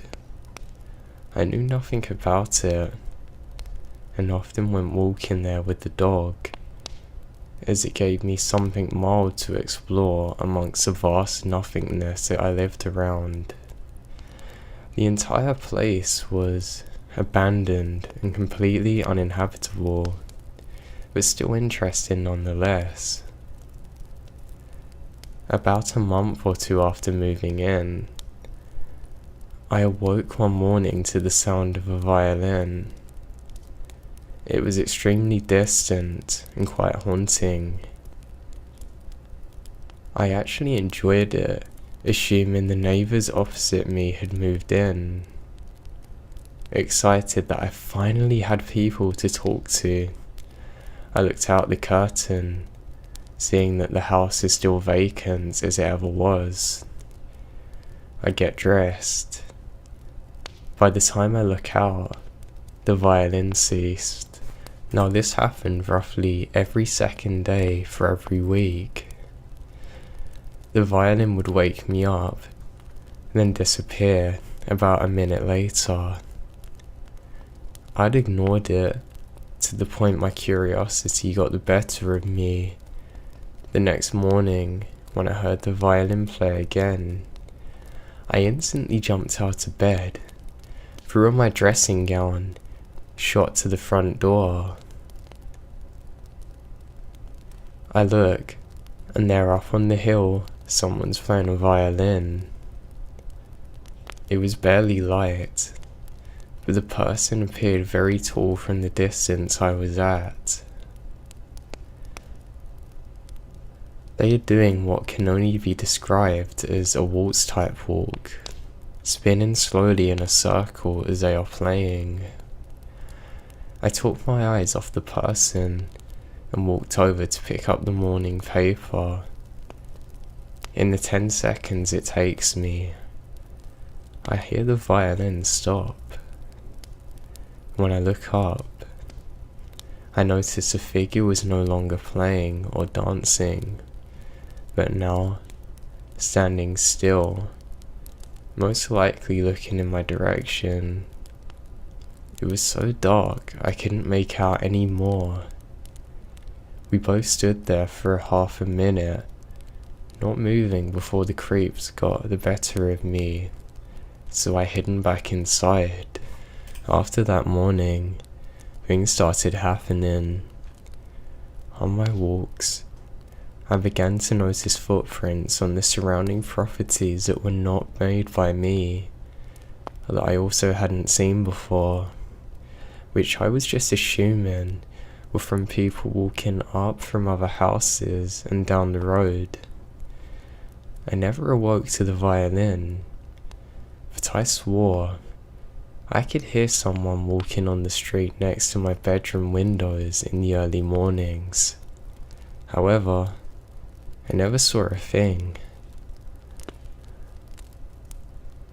There were other things generally, like random tools such as spades and rakes lying around the area that I guessed were left there by construction crews, none of which I ever saw.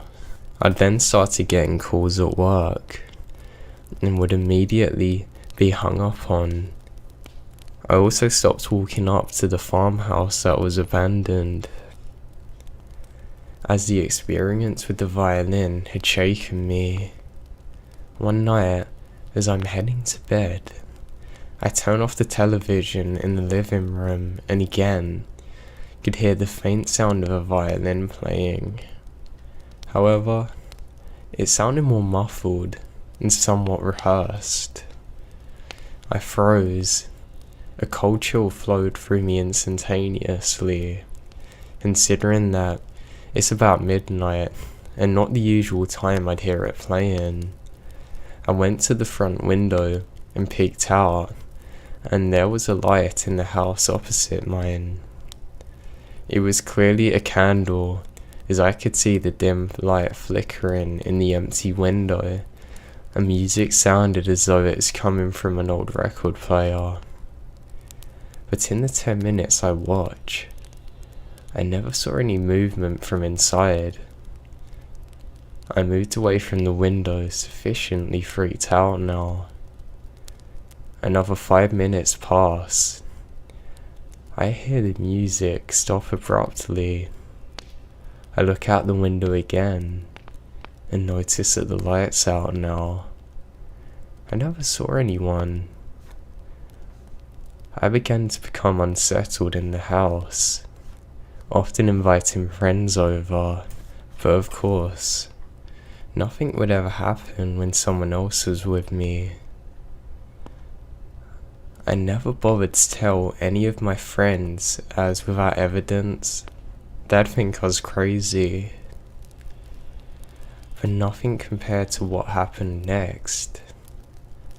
In my living area, the desk sits right next to a small window which looks out to my fence surrounding my property. The steel fence is literally an arm's length away from the home and about 6 feet tall, so I figured that, unlike most other windows, I'd never need to cover this one with a sheet or blanket because no one's seeing in. I usually had headphones on. When I played, I always had the lights off. For no other reason than I prefer to play games in the dark. So one night as I'm gaming, I get up, walk to the dark side of the kitchen, grab a beer out of the fridge. It was dead silent, excluding the faint sound of my headphones. As I closed the fridge and turned to face the desk, I saw directly out of the window two very, very faint lights. I didn't even catch on to it immediately, starting to walk back to the desk, fixated on the small glowing balls.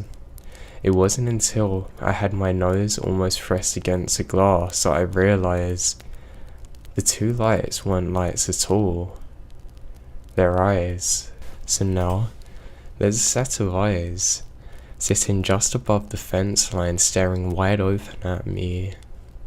They don't blink. They don't move. My entire body locks up. All I can do is stare back as my brain is still comprehending, why is there a person staring at me in the scariest possible way I can ever imagine?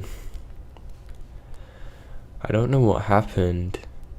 Either my head kicked into gear, or my muscles loosened, but my body automatically collapsed and I fell to the ground, scurrying to hide against the wall, away from the window.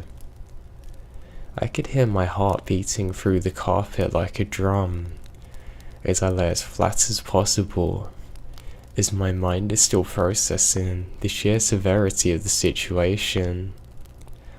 A violin begins playing. The violin is haunting me with a tune that's beginning to emanate, except this time, it's directly outside my window, and much louder than I've heard it before. Now the lights are still off. I wanted to get up to turn my PC screen off, so I can't be seen. But my whole body is not cooperating. Not only was the sound of the instrument extraordinarily loud, it almost sounded as though it's being played with frustration, notes being frequently missed, strings are screeching now. The pace of it was getting faster and faster. By this time, my dog Jeb out in the backyard had picked up on the situation, registering the unfamiliar sound, giving one solitary deep bark. The violin instantly stopped. The house was dead silent once again. I was still froze to the carpet, and it wasn't until Jeb gave a second menacing bark that I heard the figure outside starting to walk away directly into where I am. Once the first footstep hits the ground, I instantly thought of the welfare of my best mate, and finally, my head connected with extremities and my entire body kicked into overdrive. I left from the ground and slid across the laminated floor to the back door where Jeb was standing, staring into the backyard. I ducked, keeping low, and quietly unlocked the door. Now usually by doing so, I would notify Jeb that he's allowed inside, but when the door opened up, he didn't move an inch, and he was completely fixated on the pitch black backyard. Everything told me not to go outside. There was no chance I was letting anything happen to my dog. I move out slowly, Jeb behind. I put my hand under his collar in an attempt to back him towards the home. Now Jeb is a pure Labrador and weighs a ton and does not want to move. It takes a sheer force to pull him in any direction you want him to go. Jeb's not going anywhere, at least not right now. I yank at him. He emits a bark that I've never heard him do before. A deep bellowing one that somewhat elevates my nerves to an all-time high. We both just stood there, waiting for some form of reply. I can't remember how long, but we both froze there, and eventually, I heard footsteps from around the side of the home, beginning to create dissonance. But not a simple walk. Whoever did so was dancing in a circle. The footsteps are even making a beat as they drift away into the distance, away from the home. Once I couldn't hear anything, Jeb licks his lips, gave me a look, and wanders back inside. I follow, locking the door behind me, and spending the night reverting to my childhood self, hiding under my bed with my dog. I do not sleep a wink. That's the last time I ever saw or heard the violin player. The following morning, the sun comes up. I call into work sick and call the police. They launch their investigation. They found that there were so many footprints in the dirt, it would be impossible to figure out who's who. The only thing I could tell them was that they had to be over 6 foot to stare into my fence at me. They also tell me that they've never received a report of anyone playing a violin in the area or near the fenced-off hill. I essentially looked like an insane person, but the officers were very nice about the whole thing, offering to patrol the area for the next few nights, which helps put my mind at ease. Nothing else happened since then.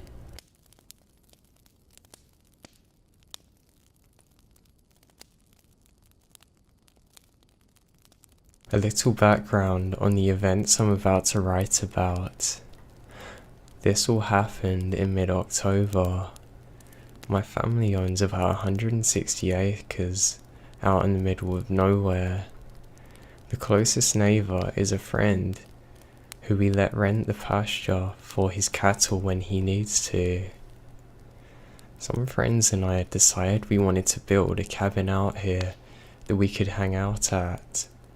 So one weekend, one of my friends and I loaded up a tractor that we're renting from his dad and headed out there. It was just me and him that weekend, as everyone else was busy. We got there a little late, since it took a while to get everything loaded up and packed for the weekend. He sat about setting up our tent. I made fire. As I did so, I made an odd discovery. There was a phone book from a few towns over, still in a plastic sleeve, right next to our fire pit. I pick it up and show my friend. We both enjoyed scaring ourselves, and I made the comment that we're not alone out here. We both laughed at it. Later in the night, we're sitting around the campfire talking, and there's a big bright moon above us, with a bit of a breeze that made the leaves wither. There's a weird rustling sound which was creepy but added to our atmosphere. We notice, however, someone crossing through the middle of the field, their body just visible from the moonlight. At first, it's a little odd. My friend and I discussed for a few seconds if we should confront him, but I made the suggestion that he was probably just taking a shortcut through the field, although I didn't really like it. It wasn't a huge deal. If we caught him doing it again, then we'd confront him, we decided. The rest of the night passed pretty uneventfully. We eventually got in our tent and laid down. We're probably 20 or so feet from the fire pit, which by this point is burning quite low. We spoken for a few minutes, then go silent, trying to fall asleep. As we're laying there, we hear something. It sounded like quiet footsteps walking around the fire pit. We both look at each other silent. Then, we hear a piece of wood get thrown to the fire and it flames up a bit. I grab the shotgun I always keep in the tent and quietly rack it. We heard someone run away, but by the time we got out, they were too far away. The rest of the weekend was pretty quiet, and the events of the first night seemed kind of dreamy to us. We just cleared out the area of the cabin and cut stacked where the trees were for the firewood. Next weekend, we get out there. My uncle's out there as well, and went to check his game cams. This is where it got much worse for us. My uncle told us that he's annoyed. Someone stole the batteries and SD cards from the cameras. We told him about what happened the weekend before and parted ways. When we got out there, we noticed that quite a bit of our wood we had cut and stacked was already gone, and we were the last people to come out of there, which means someone had come out and had the fire for themselves. When we gone and checked on the tractor, which had been left down there, we found it had been broken into, and the chainsaw which we left in the cabin had been stolen. I don't know anything else that this person or these people have done or been doing, but I will keep you all updated.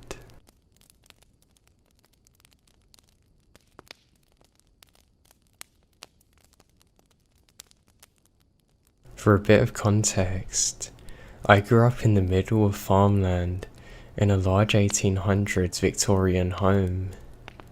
Given its history, there's always been several shacks and barns that once belonged to the builder of the home.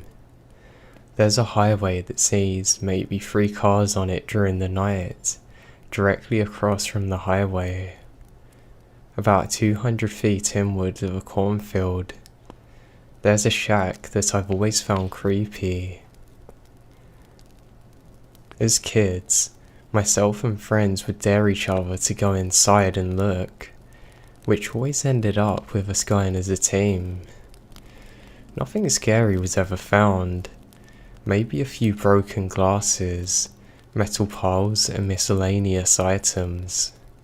There was no electricity of any sort.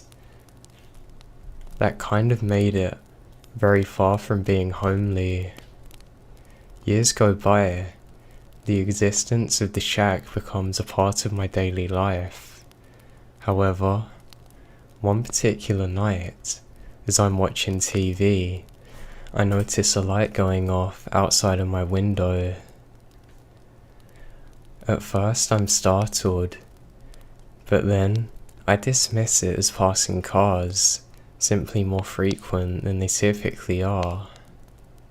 An hour passes. It's nearing midnight and the light stays on. This time, I know for sure it's coming from outside. My family was asleep, but me being my pansy 16-year-old self, I need confirmation. Too bad for me, no one wants to check it out. I go alone. I grab my pocket knife and flashlight. The best I could think of with my shaken thoughts was that something had took off into the night. As I neared the highway, the light turns off, almost making me choke on air, but I had to figure out what the hell was going on. I make it to the entrance of the shack, which has no door, and begin to slowly enter, my flashlight scanning the room for any sign of life. What happened next? I'll never forget. 5 feet away from me, there's an odd tattered recliner facing away, that my father had tossed in there for future disposal. I shine my light on it, because I know I'd seen it rock ever so slightly. As it does, a man stands up from the recliner, saying absolutely nothing. All I can tell was that he's middle-aged, wearing a jacket of sorts. Now, I can't process what's happening. I'm already sprinting across the road, praying that he's not behind me. It felt like years before I could make it to my door, but as I'm about to make it into safety, I decide to look back. He's standing in the road completely still now, no words whatsoever. It's been 7 years since then. The shack still stands, the recliner remains in place. My dad never believed me. I wish someone could share the dread I had when I realised the recliner's facing the window, which is staring directly into my home.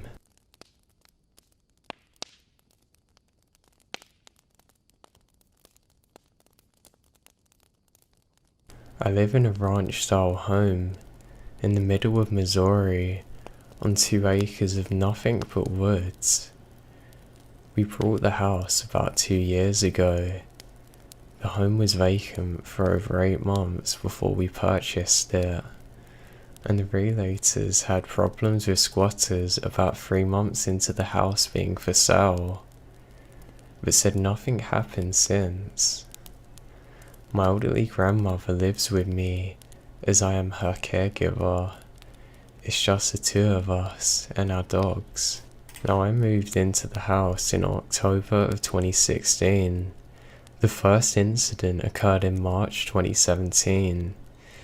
We started seeing a bunch of plastic bags and trash around the back of our home, further out than either of us go. Now, I really didn't think much of it, but made a mental note that raccoons or something had gone through our trash. I put some bungee cords on cans to hold the lids down and wrote it off.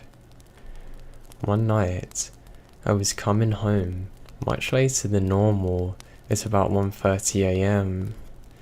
All of our land is fenced in, but there is one back gate. Near the back gate, I saw a bunch of trees rustling. There's a lot of wildlife in our area, so I assumed that's what it was, but I got that horrible feeling in the pit of my stomach and decided to check it out. The ground was dry enough that I was able to drive through the yard in my car with my doors locked.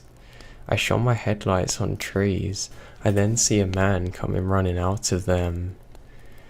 If that wasn't terrifying enough, he ran straight for the gate as if he knew exactly where it was, opened it and left. I was absolutely terrified, so I called my dad, who lives in the area.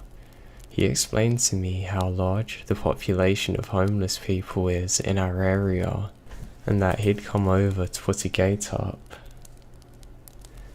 About 2 weeks after the first incident, I was letting my dogs outside.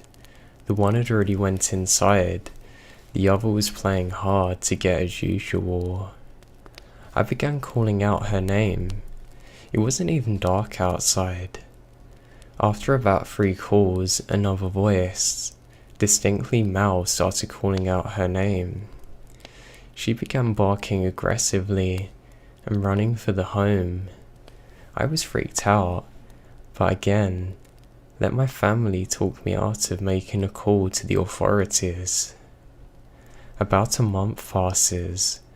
My grandmother has a habit of forgetting to close the garage door behind her. Now, at some point at around 11 PM, our neighbour from across the street knocks on our door. He says he was outside smoking, and he saw the 2 men standing in our garage talking. He said as soon as he started walking over, they ran off. What scares me the most about this event is they stole nothing, and there was plenty to steal. We have a brand new refrigerator, leaf blower, power tools, and Grandma leaves the keys in the car. They were just talking. This time I called the police, and they told me in the nicest way possible they couldn't do anything. If there was another incident, to call them, and not to scare the men away. The final incident of 2017 happened probably 3 months after the prior one. We have a sun patch attached to the outside of the home. The door connects to the kitchen, and the outside door to the deck.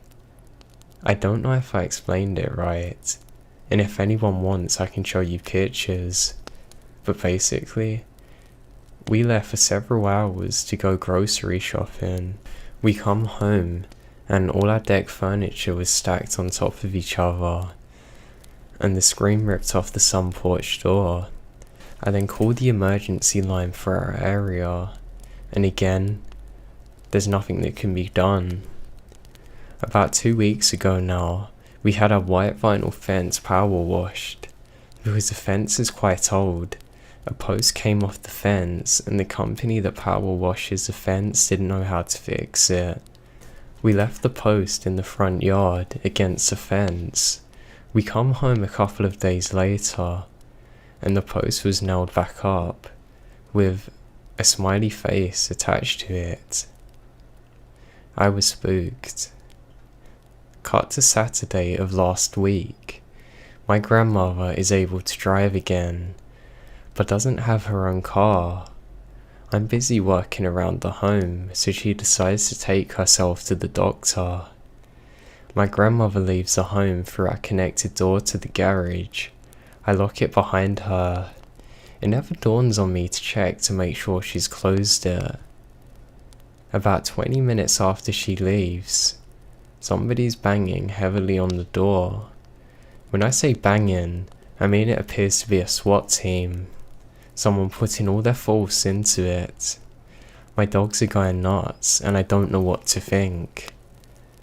I start to think maybe Grandma left something and is trying to get my attention, but the little voice in the back of my head says, there's no way she's doing that. Suddenly, it stops and I hear a deep laugh. I get my baseball bat out of my bedroom and lock myself in the bathroom with the dogs. I realise I've left my phone outside the bathroom, but I was too afraid to go outside the bathroom to get it. I took the lid of the tank of the toilet seat, so I had 2 weapons. Nothing happened, and I hid in the bathroom until my grandma was home.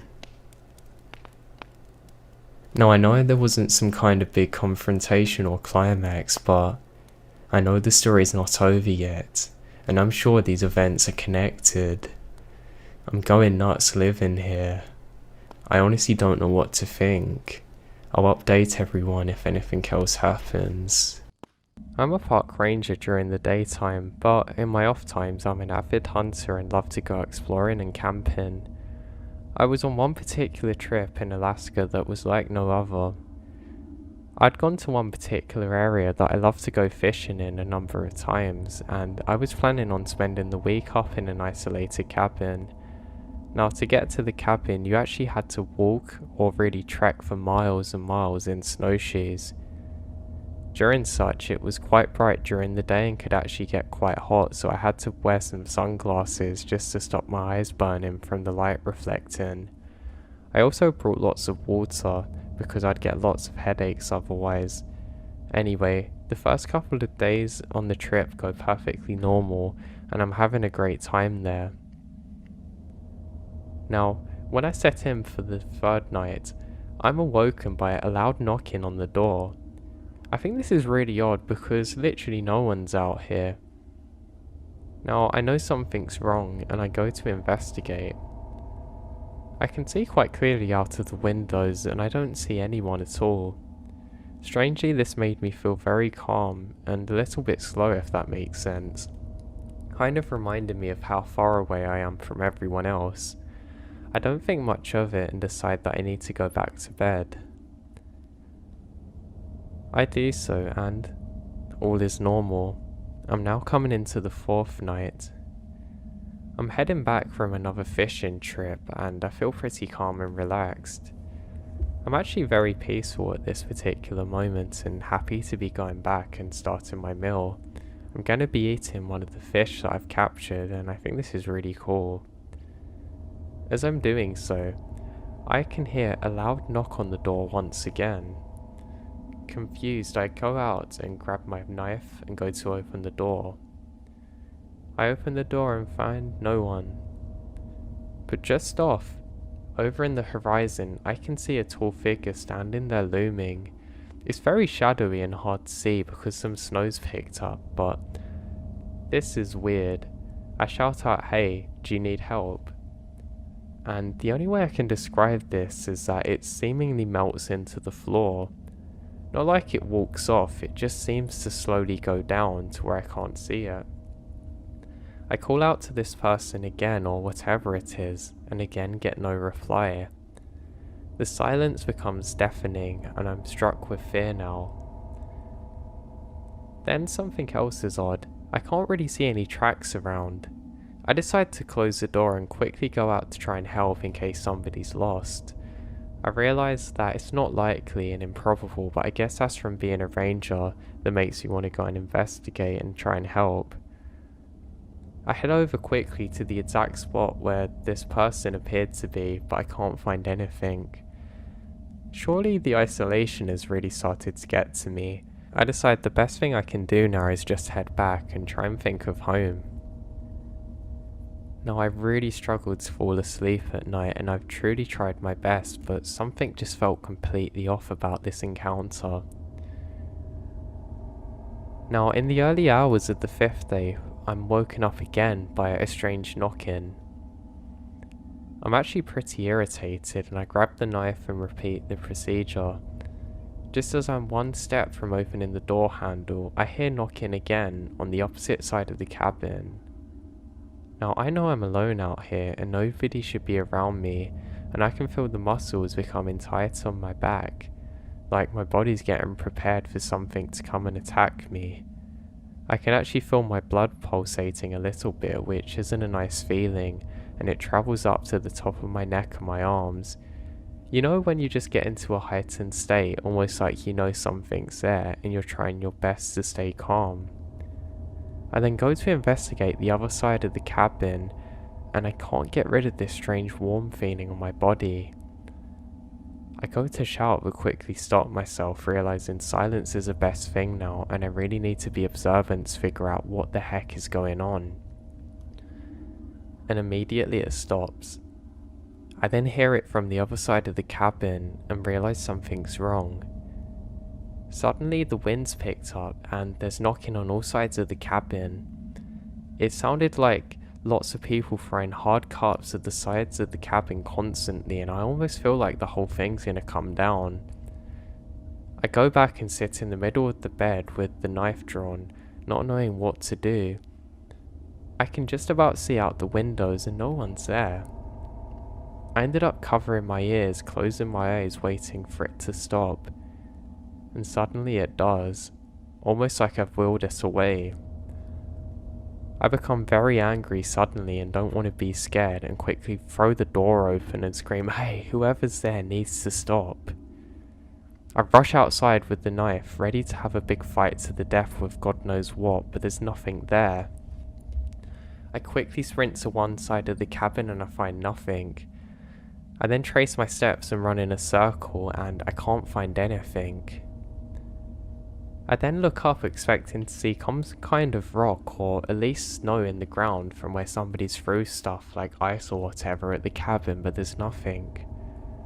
Then I can see it. There's tracks leading up to the front of the cabin. Yes, I've got them.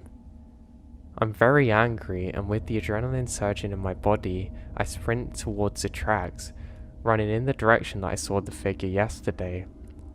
I follow these for a good minute until suddenly they stop. The steps completely vanish out of nowhere. I look to the left and right and can't see any tracks whatsoever. I then look around and I can't find anyone. This is very bizarre because I know for a fact that I should have encountered somebody by now. Even if it's just an animal, there should be something, but there's nothing. I start to grow more and more irritated until I take a closer inspection of the tracks.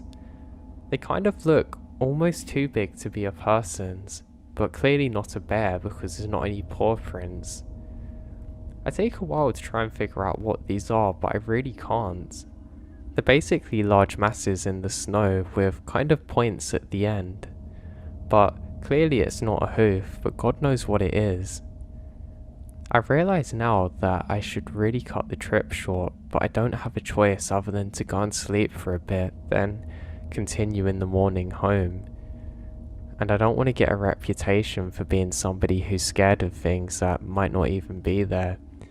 So I sprint back into the cabin, I barricade the door and bedroom and fall asleep again. I wake up in the morning and everything seems to be normal. And for the first few minutes I actually forget about what's happened and I go about my way. It's only when I pack up and start heading out that I realise what happened was really bizarre. I have everything together and I can't see the tracks from before now because more snow is set, only my own new ones. I go to take a look at the cabin and I can just about make out a figure again. This time just off to the side of the cabin. Just like before. Just before fear sets in, I noticed another one to the side of it, then one other just to the right and in the far distance, almost filming a circle around the cabin. I realise something's very off and I grip my knife very tightly. I sprint hike basically the whole way back to where my truck is, and I then start the long drive back home. Even in this very moment now where I'm writing out my experience for you all, I still don't know what happened that day. It did put me off doing any kind of hiking or exploring or going out to cabins, though I have since returned to camping trips with groups of friends, but I've never went out alone again and I don't think I ever will. I'm certainly never going back to that cabin.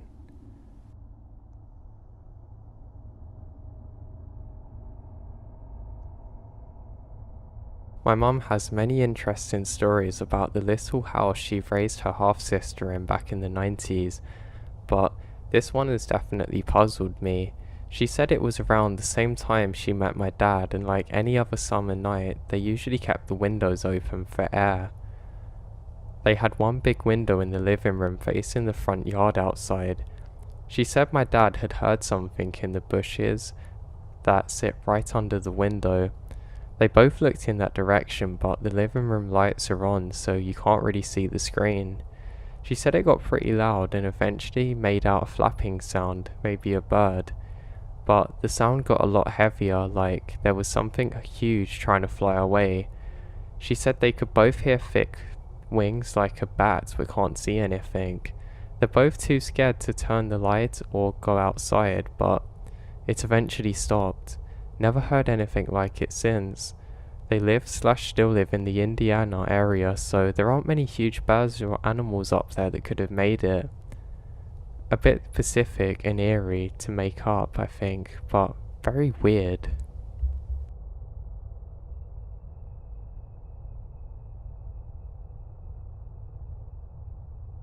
Our home sits on the edge of 200 acres of woods with well-established trails running through. I've been exploring back there for 6 years now and know the trails very well. Yesterday, early in the evening, I went back with my dog and headed down with our most well-travelled path. There was absolutely nothing out of the ordinary. I was just watching the deer and eating wild blackberries. This is something I've done before. I come to a familiar clearing where some equipment owned by the gas company is, and I suddenly felt disorientated. Almost dizzy. I was just standing there looking around at the clearing and the trails, which look both familiar and strange simultaneously. Then I noticed what appears to be a house down the trail to my left. There shouldn't be any houses there and I felt scared. But I walked that way anyway. I know, not smart. I got down the trail and realised it was my son's elementary school, which does border the woods but not on the side and not where I am. I was genuinely scared at this point and kept looking around, wondering what the hell happened. How did I get so disorientated and manage to turn around so quick? I got home fine and nothing else really scary happened, but I just cannot wrap my mind around what happened.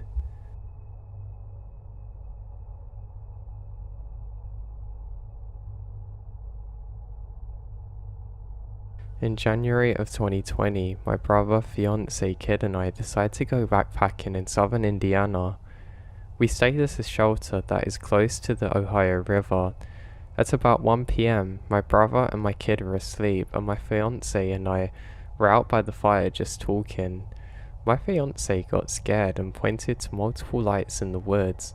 It looked as though there's 5 to 10 people out there with flashlights coming towards us. I go and get my brother up so he can see and get his gun if needed, but before I get him up, one by one, the lights started to disappear. We spoke with him about it the following morning and he said it was probably just lights from the boats and reflections. Then the next night, we waited for boats to pass by again, and none of them made the same light as the one before. And we knew we saw the lights then, and it seemed too far away from the river to be redirected into the woods or to reflect like that.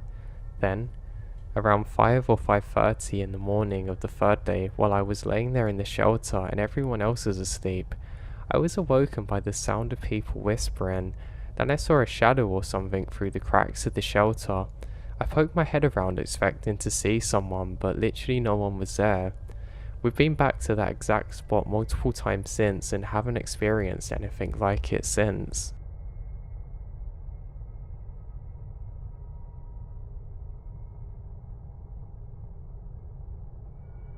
I used to live in Wells, Nevada, a tiny town, really. The only thing to do is go backpacking and hunt most of the time. It was usually great, however, one particular trip stands out to me. I was a naught but a wee lad, at the tender age of 14 when my father decides to take me on a trip to Jarbridge. It's an absolutely beautiful area and the trip is absolutely stunning, with lots of abandoned buildings to check out and things to explore. Tons of stuff to do. Anyhow, we drove out and decided to explore this building that obviously has been abandoned long ago. I had a 12 gauge with me as well as my 44 strapped to my hip. Just because I'm from a gun savvy family, I suppose. This is important for the next part. We walk up to the door to the place where I heard something incredibly odd. It sounded like somebody was sawing on something like a piece of wood.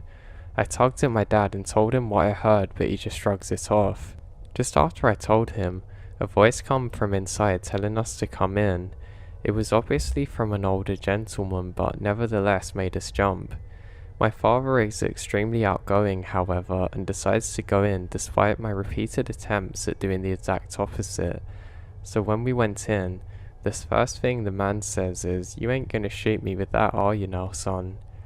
I quickly shook my head no and gave a gentle laugh. I thought he was joking. My father introduces himself and I, as well as my younger brother. The man then introduces himself. He immediately says he's 127 but couldn't have been more than 80, and that he'd been raised around here, which is as follows, and I can remember roughly how the conversation went, saying, well, I was born here in this hometown with my siblings, because my father had gone out and froze himself to death in the harsh winters we got around here. It ain't that long after I was born, I followed in his footsteps and tried crawling out into the snow. I about froze to death, but Ma saved me by finding me out there in the snow, dragging me inside, but she froze to death herself doing it. Did you bring any potatoes? I'll tell ya. I was in Ireland during the famine. I could really use some potatoes. In fact, my cousin served in World War II but was killed and reincarnated as my brother. Anyway, I used to work down in Las Vegas. I built over 1,000 motels and home. I built this place here too, actually. I also helped build the Notre Dame, as I'm very religious, but god damn it, somebody stole the doors right off the place. Now at this point, as he looked at me and said again, "Are you gonna shoot me, boy?" I said no, and put my gun near the door to put him at ease. At this point, I can see behind him and I can see a table that's laid out with perfect china and proper silverware for four, the exact number of us there. I returned to my seat, had an incredibly uneasy feeling I've never felt before or since, because it was disturbing. I started telling my dad that we had to go, but before I could finish, we heard the sound of tyres coming down the road. The old man leapt to his feet, immediately disturbed. What? Who? Why is someone here? No one's supposed to be here. He began walking towards the door, which is where I'd set my shotgun down. My dad also jumped up and we quickly left. I'd never felt so disturbed in my life. We let the other folks who'd pulled up to the property know about it, saying it's really not wise to go in there. And we jumped in the truck and left. When we got home, of course, I told everyone about it. A buddy did a bit of research and I found out that Pruti's where a local family came with a long history of having issues. And this person was real, but however, had an obituary from 5 years prior to us meeting him. Now I don't know if it was the same individual, but my god was it scary.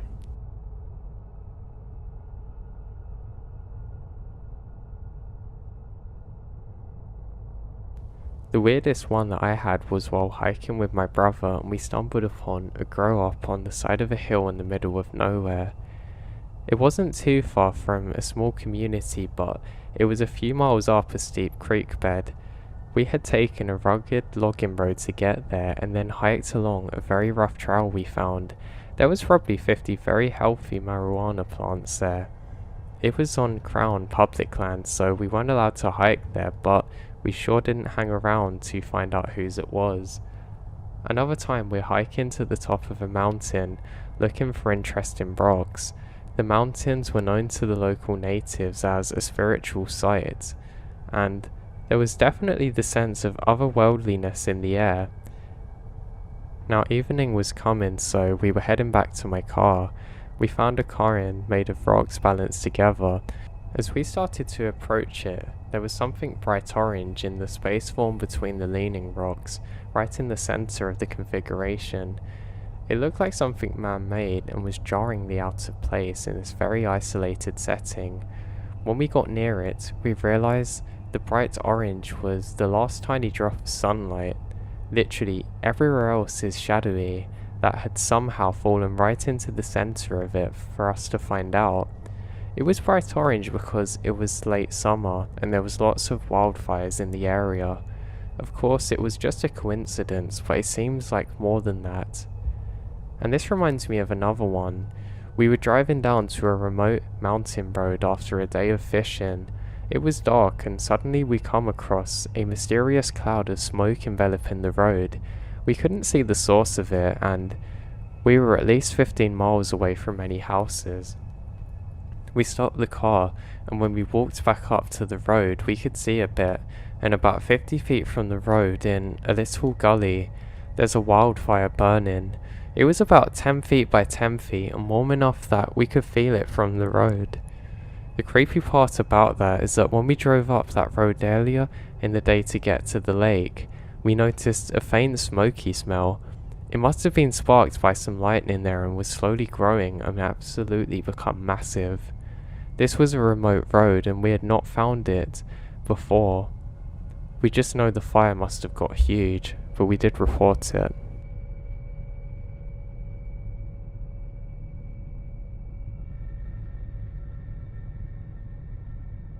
Okay, I've got one for you all. I live in a rural area about 30 minutes of West Palm Spring in Southern California. My cousin and I decided to go hiking some hills that are about 20 minutes north in an area called Oakland. There was no trail to get back into the hills and we actually had to trespass on a fire camp and follow a stream up towards the hills. We started climbing the hills and reached the peak of a very steep area. I realised we're way away from where the car park is and I don't even know where the road is. On top of that, all the fog is heavily rolling in now, and we only have about 35 minutes of light remaining. We attempt to take a shortcut down the hill by sliding on our butts down a steep slope. To add dismay, we ended up on the side of a 30 feet rock wall. Long story short, we managed to scale down the rock, but not before a football-sized rock falls on my cousin's head and he starts bleeding heavily and is disorientated. We start walking the direction that the car's in, with the fog still heavy around us. Now we're not sure if we're going the right way, and my cousin is bleeding a lot, and suddenly we come across a 40-foot building with thick concrete walls, set mostly below ground like a bunker, in the middle of a forest. Now the windows had bars on them, and the door is heavy sealed. My cousin wanted to check it out, but we're getting a bad vibe from it. He was saying something was drawing him into it. Now I don't believe in the supernatural, but I would not let him in. It's a really eerie place. Shortly after we pass the house, and the fog lifts up a lot, and luckily we stumble upon a foot trail. A weird note. We hike back there a couple of days later during full daylight and looked for the place, but seriously cannot find it again. We literally hiked there for hours. Now on a second weird note, my wallet fell out of my back pocket, and when we're sliding down the hill, we ended up getting back far away from Charles, but my ID showed up in the mail a week later in an envelope with no note or shipping address.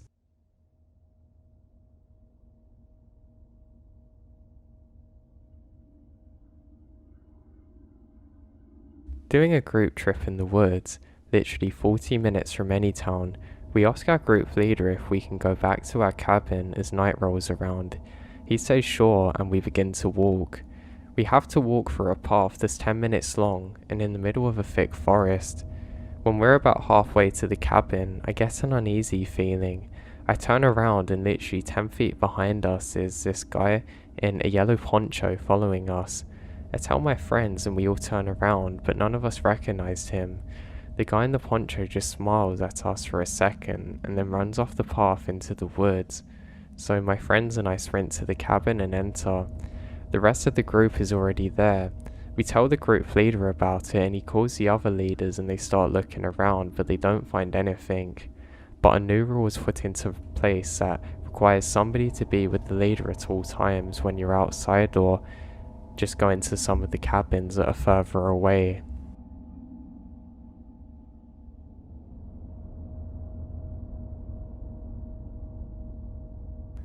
I debated on whether or not to actually share this, as it's a super short amount of time and I didn't see anything, but I ultimately decided that maybe I should go for it.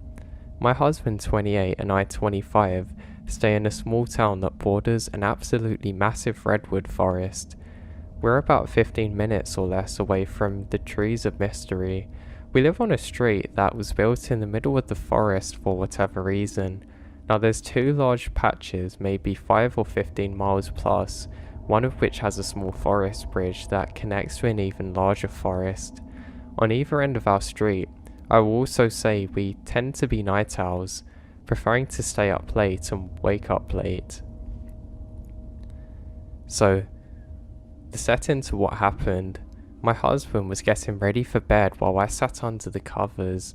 It was a nice cool night after a hot day, so I opened the window to just curl up under my blankets for 5 minutes with the wonderful air on my face. While laying on my phone on my side, not fully asleep, I then begin to look up and I can see a full moon. I was surprised to find that the moon was on 100% tonight, so I looked outside my window from my bedside and confirmed the amount of light on the ground outside on our street, which has no street lights since it's an old street. It's very well lit in a bluish tone colour. I was kind of like, oh, neat, and went back to my phone. I wait for my husband to get into bed before I start falling asleep. I don't know if it's a comfort thing or not, but I usually can't sleep well unless he's near me. I was wide awake, sitting there for about 5-ish minutes listening to the crickets outside when I can hear a man scream up my street. It sounded like it was coming 2 or 3 doors down, near to one of the edges of the forest. At first it was just a fearful scream, but then it moved and continued to almost like a guy doing a fake scream. Why?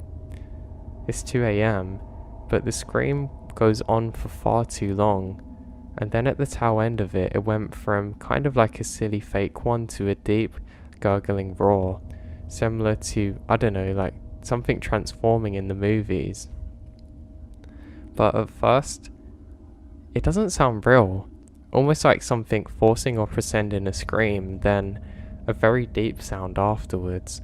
I don't recall whether or not the crickets went silent, by the way. I just know that I was no longer trying to listen to them after hearing that noise. I have wondered Sasquatch or maybe werewolf or dogman, some other creepy critter like that, or God knows what. But I know nothing normal or person should be able to scream for that long or that deep. Plus it echoed and felt like it was reverberating off a speaker in a room, but of course it wasn't. I've gone through every possibility and not really had any explanation as to what this scream was.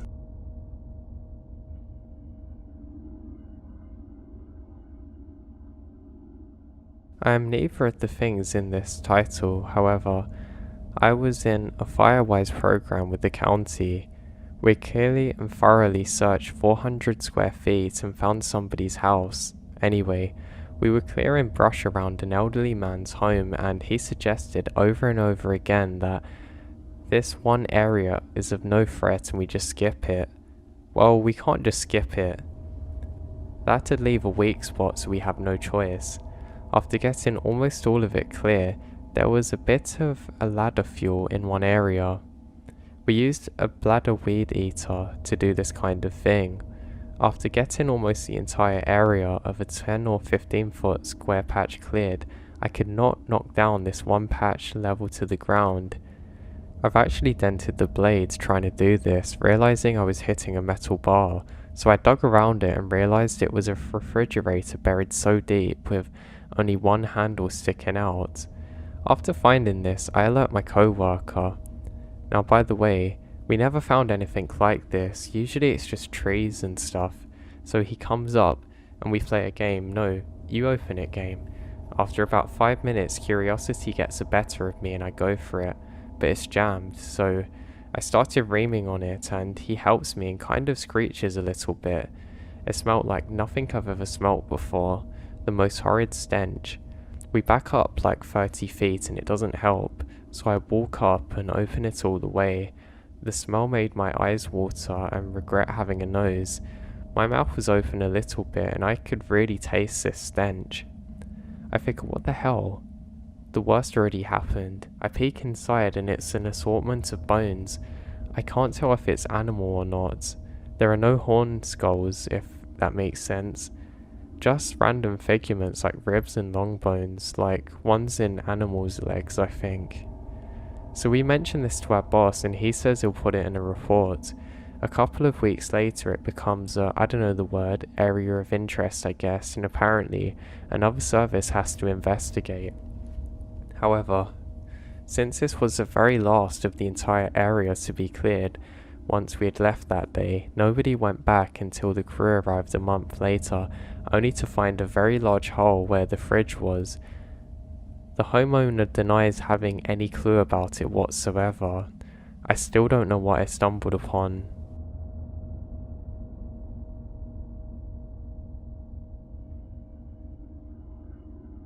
So story time. A couple of years ago, I lived in a house outside of Charlotte that was right next to what us city folk called a greenway. Essentially, it's really an undeveloped land between existing developments that, due to the layout of the infrastructure and topography land, could not be clear-cut and paved enough to make it cost-effective, so they just put up trails and parks and sold it as a natural spot to increase the property values in the area.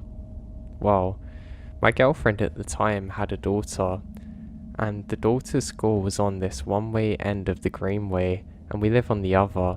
It actually took less time to walk there than to drive, so on nice days, I'd grab the stroller, carry it to her school, and pick her up at the end of the day, and then we'd have a really nice walk through the woods.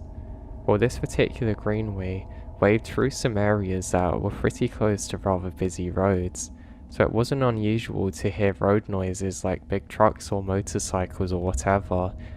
Turns out that coyotes in this area responded to things like fire engines, sirens, much in the way that they did in any other situation. Long story short, I have my girlfriend's kid in the middle of the woods and we hear a fire engine, and as the sound dies from there, we hear dozens of coyotes responding in kind. Now they completely surround us. Normally I wouldn't be very afraid. It's very unusual even for a pack of coyotes to attack humans. However, I remembered the uncomfortable truth that sometimes they do, and can actually attack dogs and, eat and kill them once they've surrounded them. So parent mode kicks in. While trying to maintain calmness as to not freak out the kid, I pick her up and carry her in one arm and the stroller in the other. I ran as fast as I could the remaining distance, I don't know, maybe half a mile or so. This took me maybe all of 5 minutes, but it was honestly the scariest thing of my life.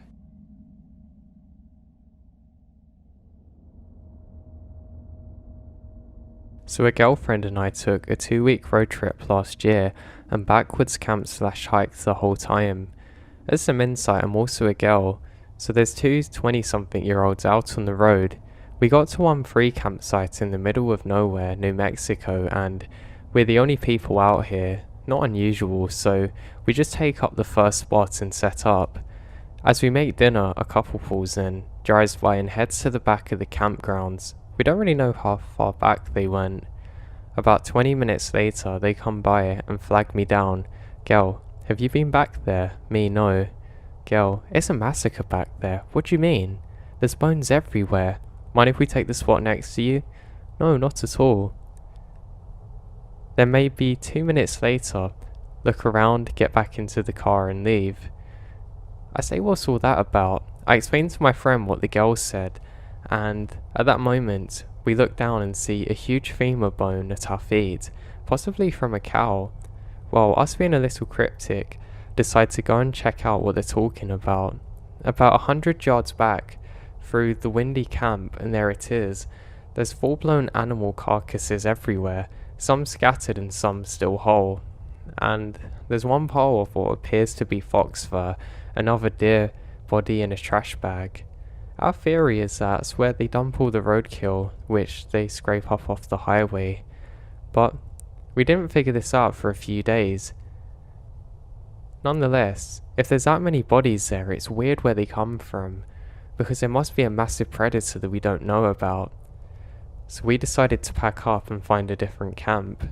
For campsite 2 of the night, we're about an hour or so drive, still in the middle of nowhere. Haven't seen a single car this time, no houses, just old country roads and pastures. Mind you, the sun is setting. The road turns to dirt for a bit.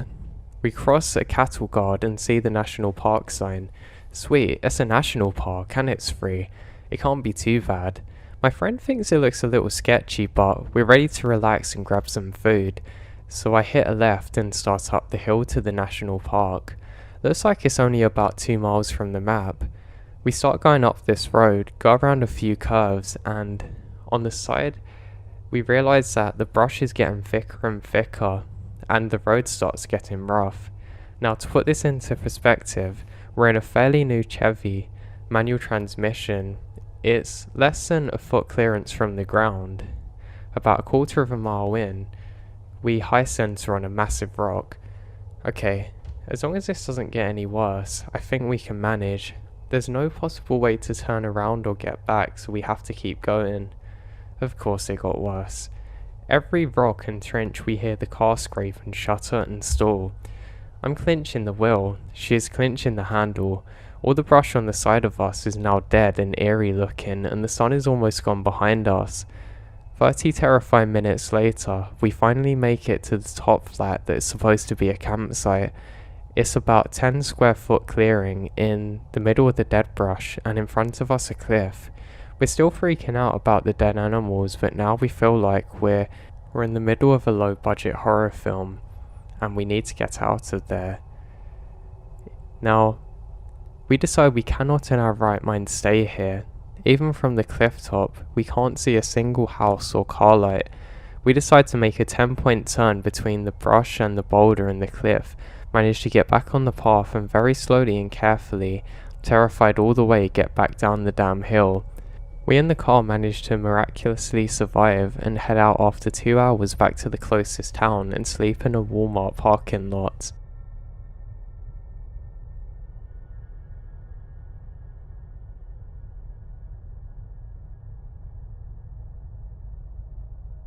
I was backpacking in the Beartooth wilderness in the early 2000s with a good friend of mine.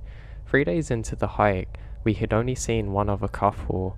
On the third night, at about 4 a.m, we're woken to our tents, in which sounds like the scream of a massive animal. Obviously we're freaked out, sitting in the tent not knowing what was out there. We started hearing what sounded like howl for about 15 minutes, followed by heavy footsteps near our camp. My friend and I started yelling, making tons of noise, a trick that tends to fend off bears. The commotion outside of the tent comes to a halt slowly. The following morning, after not sleeping at all, we unzipped the tent to the creepiest scene. All around the tent are pebbles. The howl was literally thousands of pebbles that had been thrown across.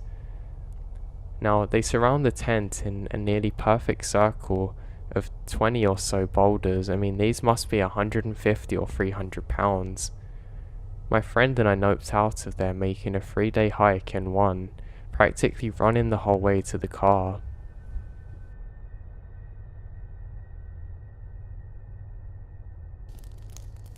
I've been in 2 bad car accidents. I know the rush of adrenaline going through your head when you're in a crash. For that reason, I pull over at any crash I see to help out, unless emergency services are already there. I have a level head, basic medical training, and usually a first aid kit on me. Normally, everything is fine, and I leave once EMS/police show up. Today, that totally changed. I came around a bend and saw a pickup that had hit a tree. A body was slumped over in the seat. I immediately pulled my bike into subdivision right across the street and ran over. Quickly grabbing my bag, taking off my jacket and helmet, I see a white man in his late 20s with a slim frame slumped over in the seat. Confused. I'm not sure what his situation is. I can see that there's saliva dropping down the side of his face. My brain instantly went to seizure. The car who's been a little behind me also pulled over. The driver's calling 911 right next to me.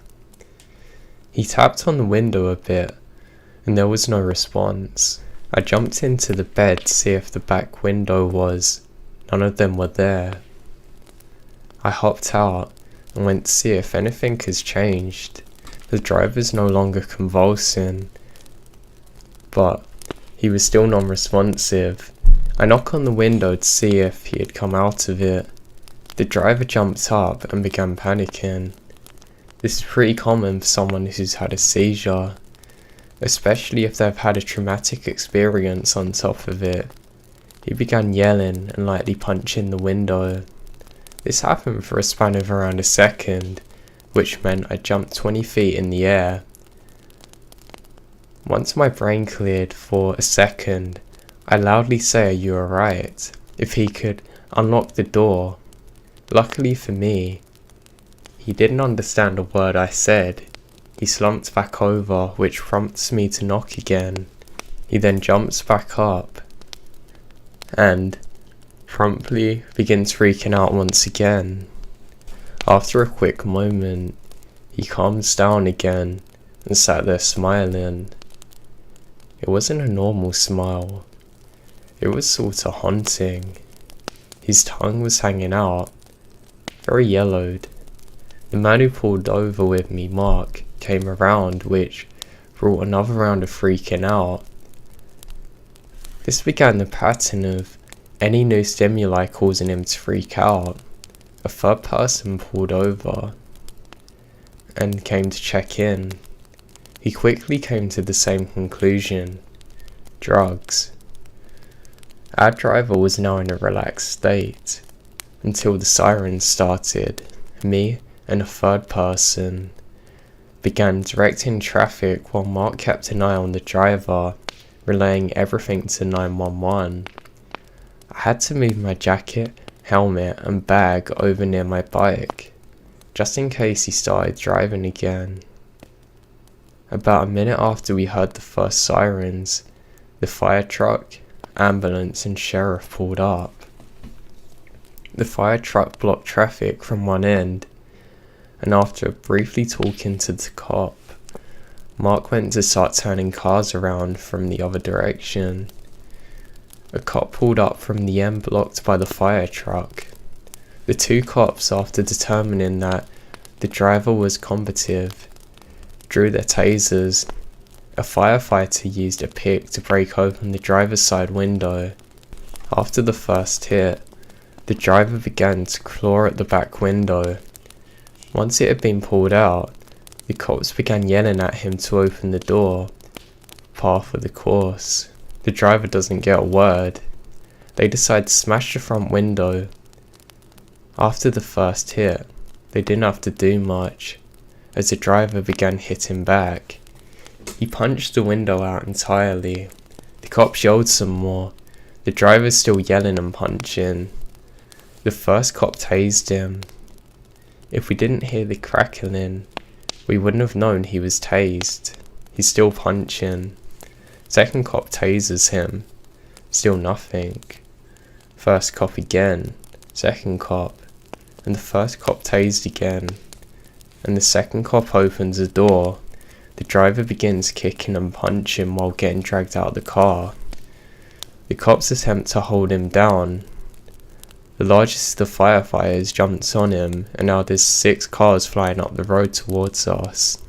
They all ran over to assist. Now, eventually me and Mark had to stick around to be interviewed by the highway officer. This experience really made me scared of people and drugs, as I wasn't already. It really turns them into some kind of monster out of a film, almost unstoppable.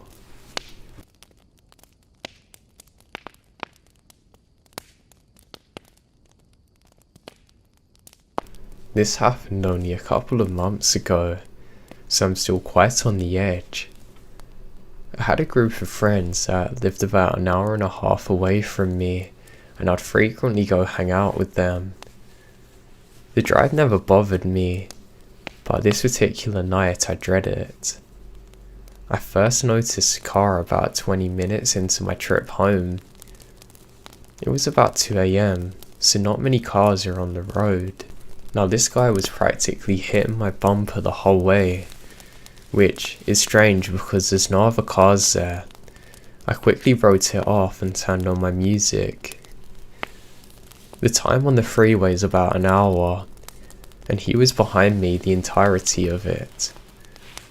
When I saw he was getting off the same exit, I began getting nervous. I told myself I was just being paranoid. I was heading home as I normally would, until I noticed this car making every turn behind me. I start turning down random roads testing my theory, and he's trailing me the whole time. I stop going towards my home and start driving random, trying to think of what to do. I tried whipping down roads at this last second, but it didn't work. I was driving through red lights and stop signs because I was so scared of what might happen if I stopped. By this point I was desperate. I decided to call the police, telling them that I'd been followed for over an hour. I gave them a description of the car and my location. The dispatcher told me to drive to the police station, and there's going to be officers waiting in the parking lot. As soon as I turned to the parking lot, the driver sped off. One of the police cruisers immediately flips their lights on and follow them. I give my statement but never hear anything back.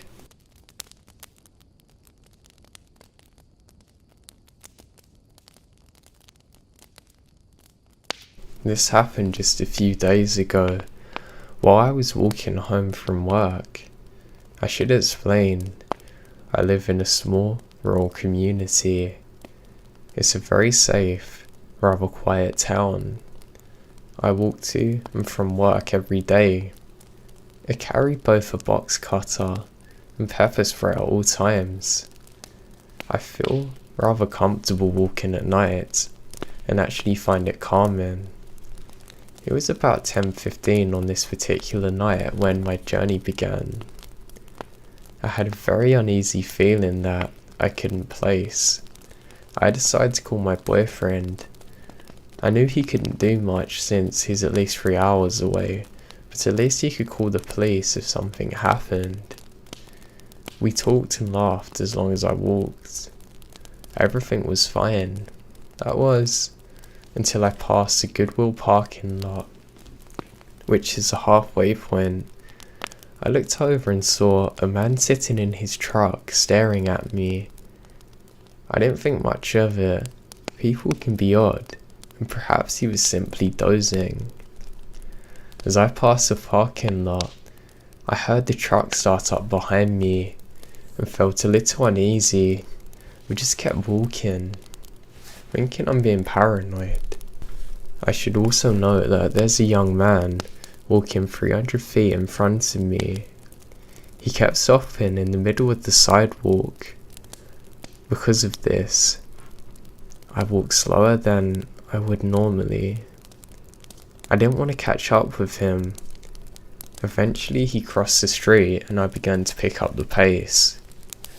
As I was about to reach the entrance to my neighbourhood, the truck from before flew around the corner, stopping 500 feet in front of me. He turned his truck so it's blocking the road. I'm now freaking out. I tell my boyfriend what's happening. He says don't worry, everything will be okay. I continue walking and watch as this man got out of his truck, standing in front of it, staring directly at me.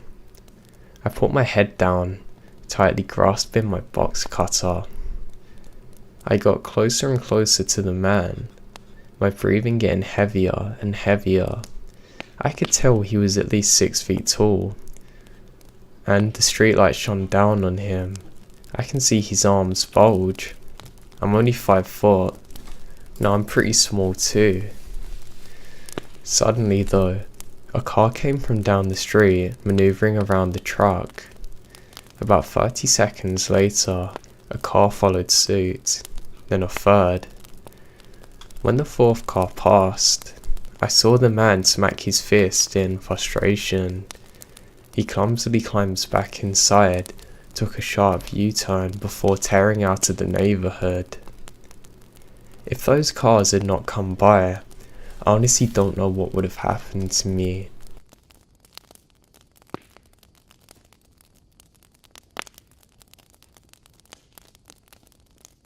Let me start by saying that I really enjoy driving, and I'll often be on the road for hours just listening to music, getting lost. So more often than not, I sleep in my car on the side of a country road. I don't like it when I'm the passenger though. I always go alone. Usually, I sleep for a bit, wake up, then go home without incident. There's been a couple of times when a deer has startled me, or even a person knocking on my window to make sure I was okay. Always met with a scream. But what happened last night absolutely takes the cake. I took my dogs up to a really nice walk that I've read about online.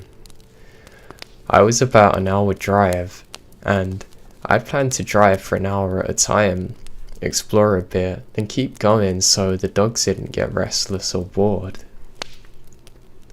I'd always taken plenty of food and water, and was planning to be gone before about a day, which I was going to a park in a popular parking spot that caravanners like to go overnight. It was lovely. I had myself and my dog. We had a really good time. We arrived at a sleeping destination and found that there wasn't any place that we could actually park. The bays weren't laid out, so You had to use common sense to find a spot, so you're not blocking anyone in. The parking area was free, and could only contain about 10 caravans without being too tight. I was a little annoyed, but hey, we're in a very rural area here, so it kind of makes sense. I let the dogs out to do their business and went to sleep, thinking nothing of it.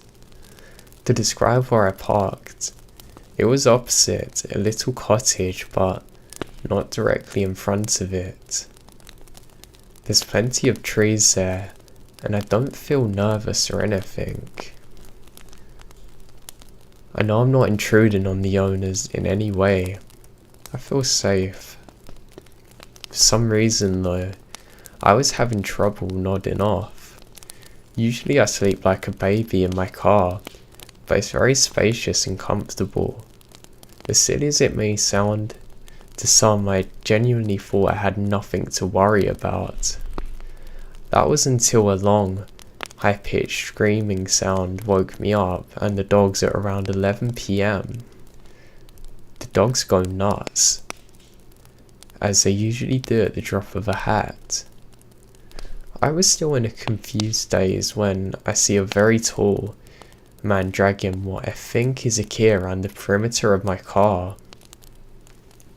He goes very slowly, not taking his eyes off me the entire time.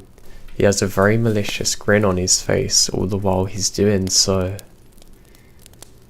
Horrified, I crank up my chair and start the car, ready to floor it, but he had made his way to the front of my bonnet, blocking me from reversing. This is when I thought that he was holding a butcher's knife. He held it up and waved it at me. I scream and lay on the horn.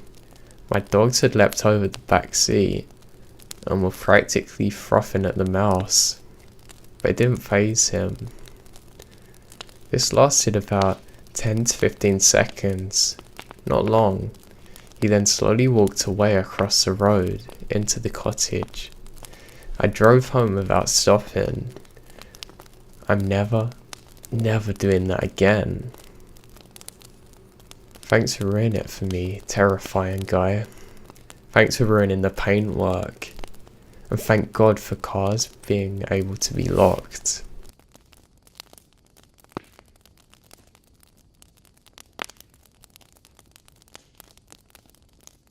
This happened my senior high school year. I was driving home alone from a movie with my friend on a Saturday night.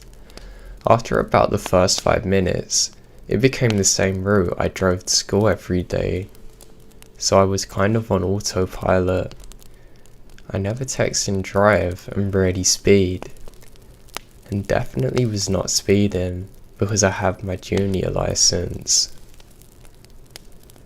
I was pulling up to a light that had just turned green in enough time that I did not have to slow down. I went through the light. Then I just remembered the most force I've ever felt in my life. I opened my eyes when I heard a man banging on my window, yelling in, asking if I could get out or needed help breaking the window. I was able to get my seatbelt off. I managed to unlock it. I then went to look for my phone and the man said, "Forget the phone. I've already called the police. Please sit down on that hill far away. It's smoking and I want to make sure there's no fire." So I sit where he tells me after he says, "Am I okay?" My hand had glass in it as well as my face. Nothing life-threatening though, so I just sat there until the ambulance arrives. Right as I get on the hill, I heard the man who was yelling, saying, "Hey, what the hell do you think you're doing?" and just took off in full sprint down the road. I was so confused. Why was this man who was just helping me chasing this poor 50-ish-year-old woman down the road? I realised it was a woman who hit me because she was nowhere to be seen initially after he got her out of the car. She was trying to flee the scene. The man successfully got her and brought her back to the scene. The cops arrive and go back to her immediately and breathalyze her. He then gives his statement. All while this was happening, there's this boy outside of his house who come and brought me a bag of M&Ms and says, "Wow, you spun so much. Does it hurt?" I had no idea my car had spun. All of a sudden, I hear lots of swearing, saying, "You think this is on me? No, you hit me." The poor boy is standing next to me. I told him to go back to his mum. I'm thankful he did. Definitely not the same for an 8-year-old. The woman screaming and swearing. She then tried to come towards me and one of the officers, but gets held back. At this point, they said she blew a .23 and they put her into handcuffs. I had yet to give a statement to the cops and I thought, what am I supposed to say? Then I realised in the midst of all this, I forget to even call my parents. My mum was across the country for work, so I called my dad. My dad was at a concert 3 hours away, so he called my neighbour. My neighbour, who's one of our best family friends, calls me and says, "I'll be there in 10 minutes. Don't say anything to the cops until you tell me the story first." I then tell him that I'm nervous because I was the one to T-bone her. He said, "Just tell me what happened." And I said, "I went through 100% green light and the lady went through the red hitting me and she blew a .23. He lost it. He went over and said, "You almost just killed an 18-year-old because you got behind a wheel after drinking. How stupid are you to be doing this?" And she said, "Well, I wish I'd actually killed her," and started swearing again. She went on to scream the entire time we're there. Just, saying I was awful and that she wished she'd killed me. Finally, the cops take her away. My car was completely done. It was a Volvo, and the cops said they've seen this car do really well in different accidents and it probably helped save me. I thought I was going to have to see her in court, but she didn't even show up. I hope to never see her again. I wish I got the name or number of the man who helped me. He just disappeared after giving his statement. A real hero. I really don't know what would have happened if he wasn't there and I was left with that crazy lady.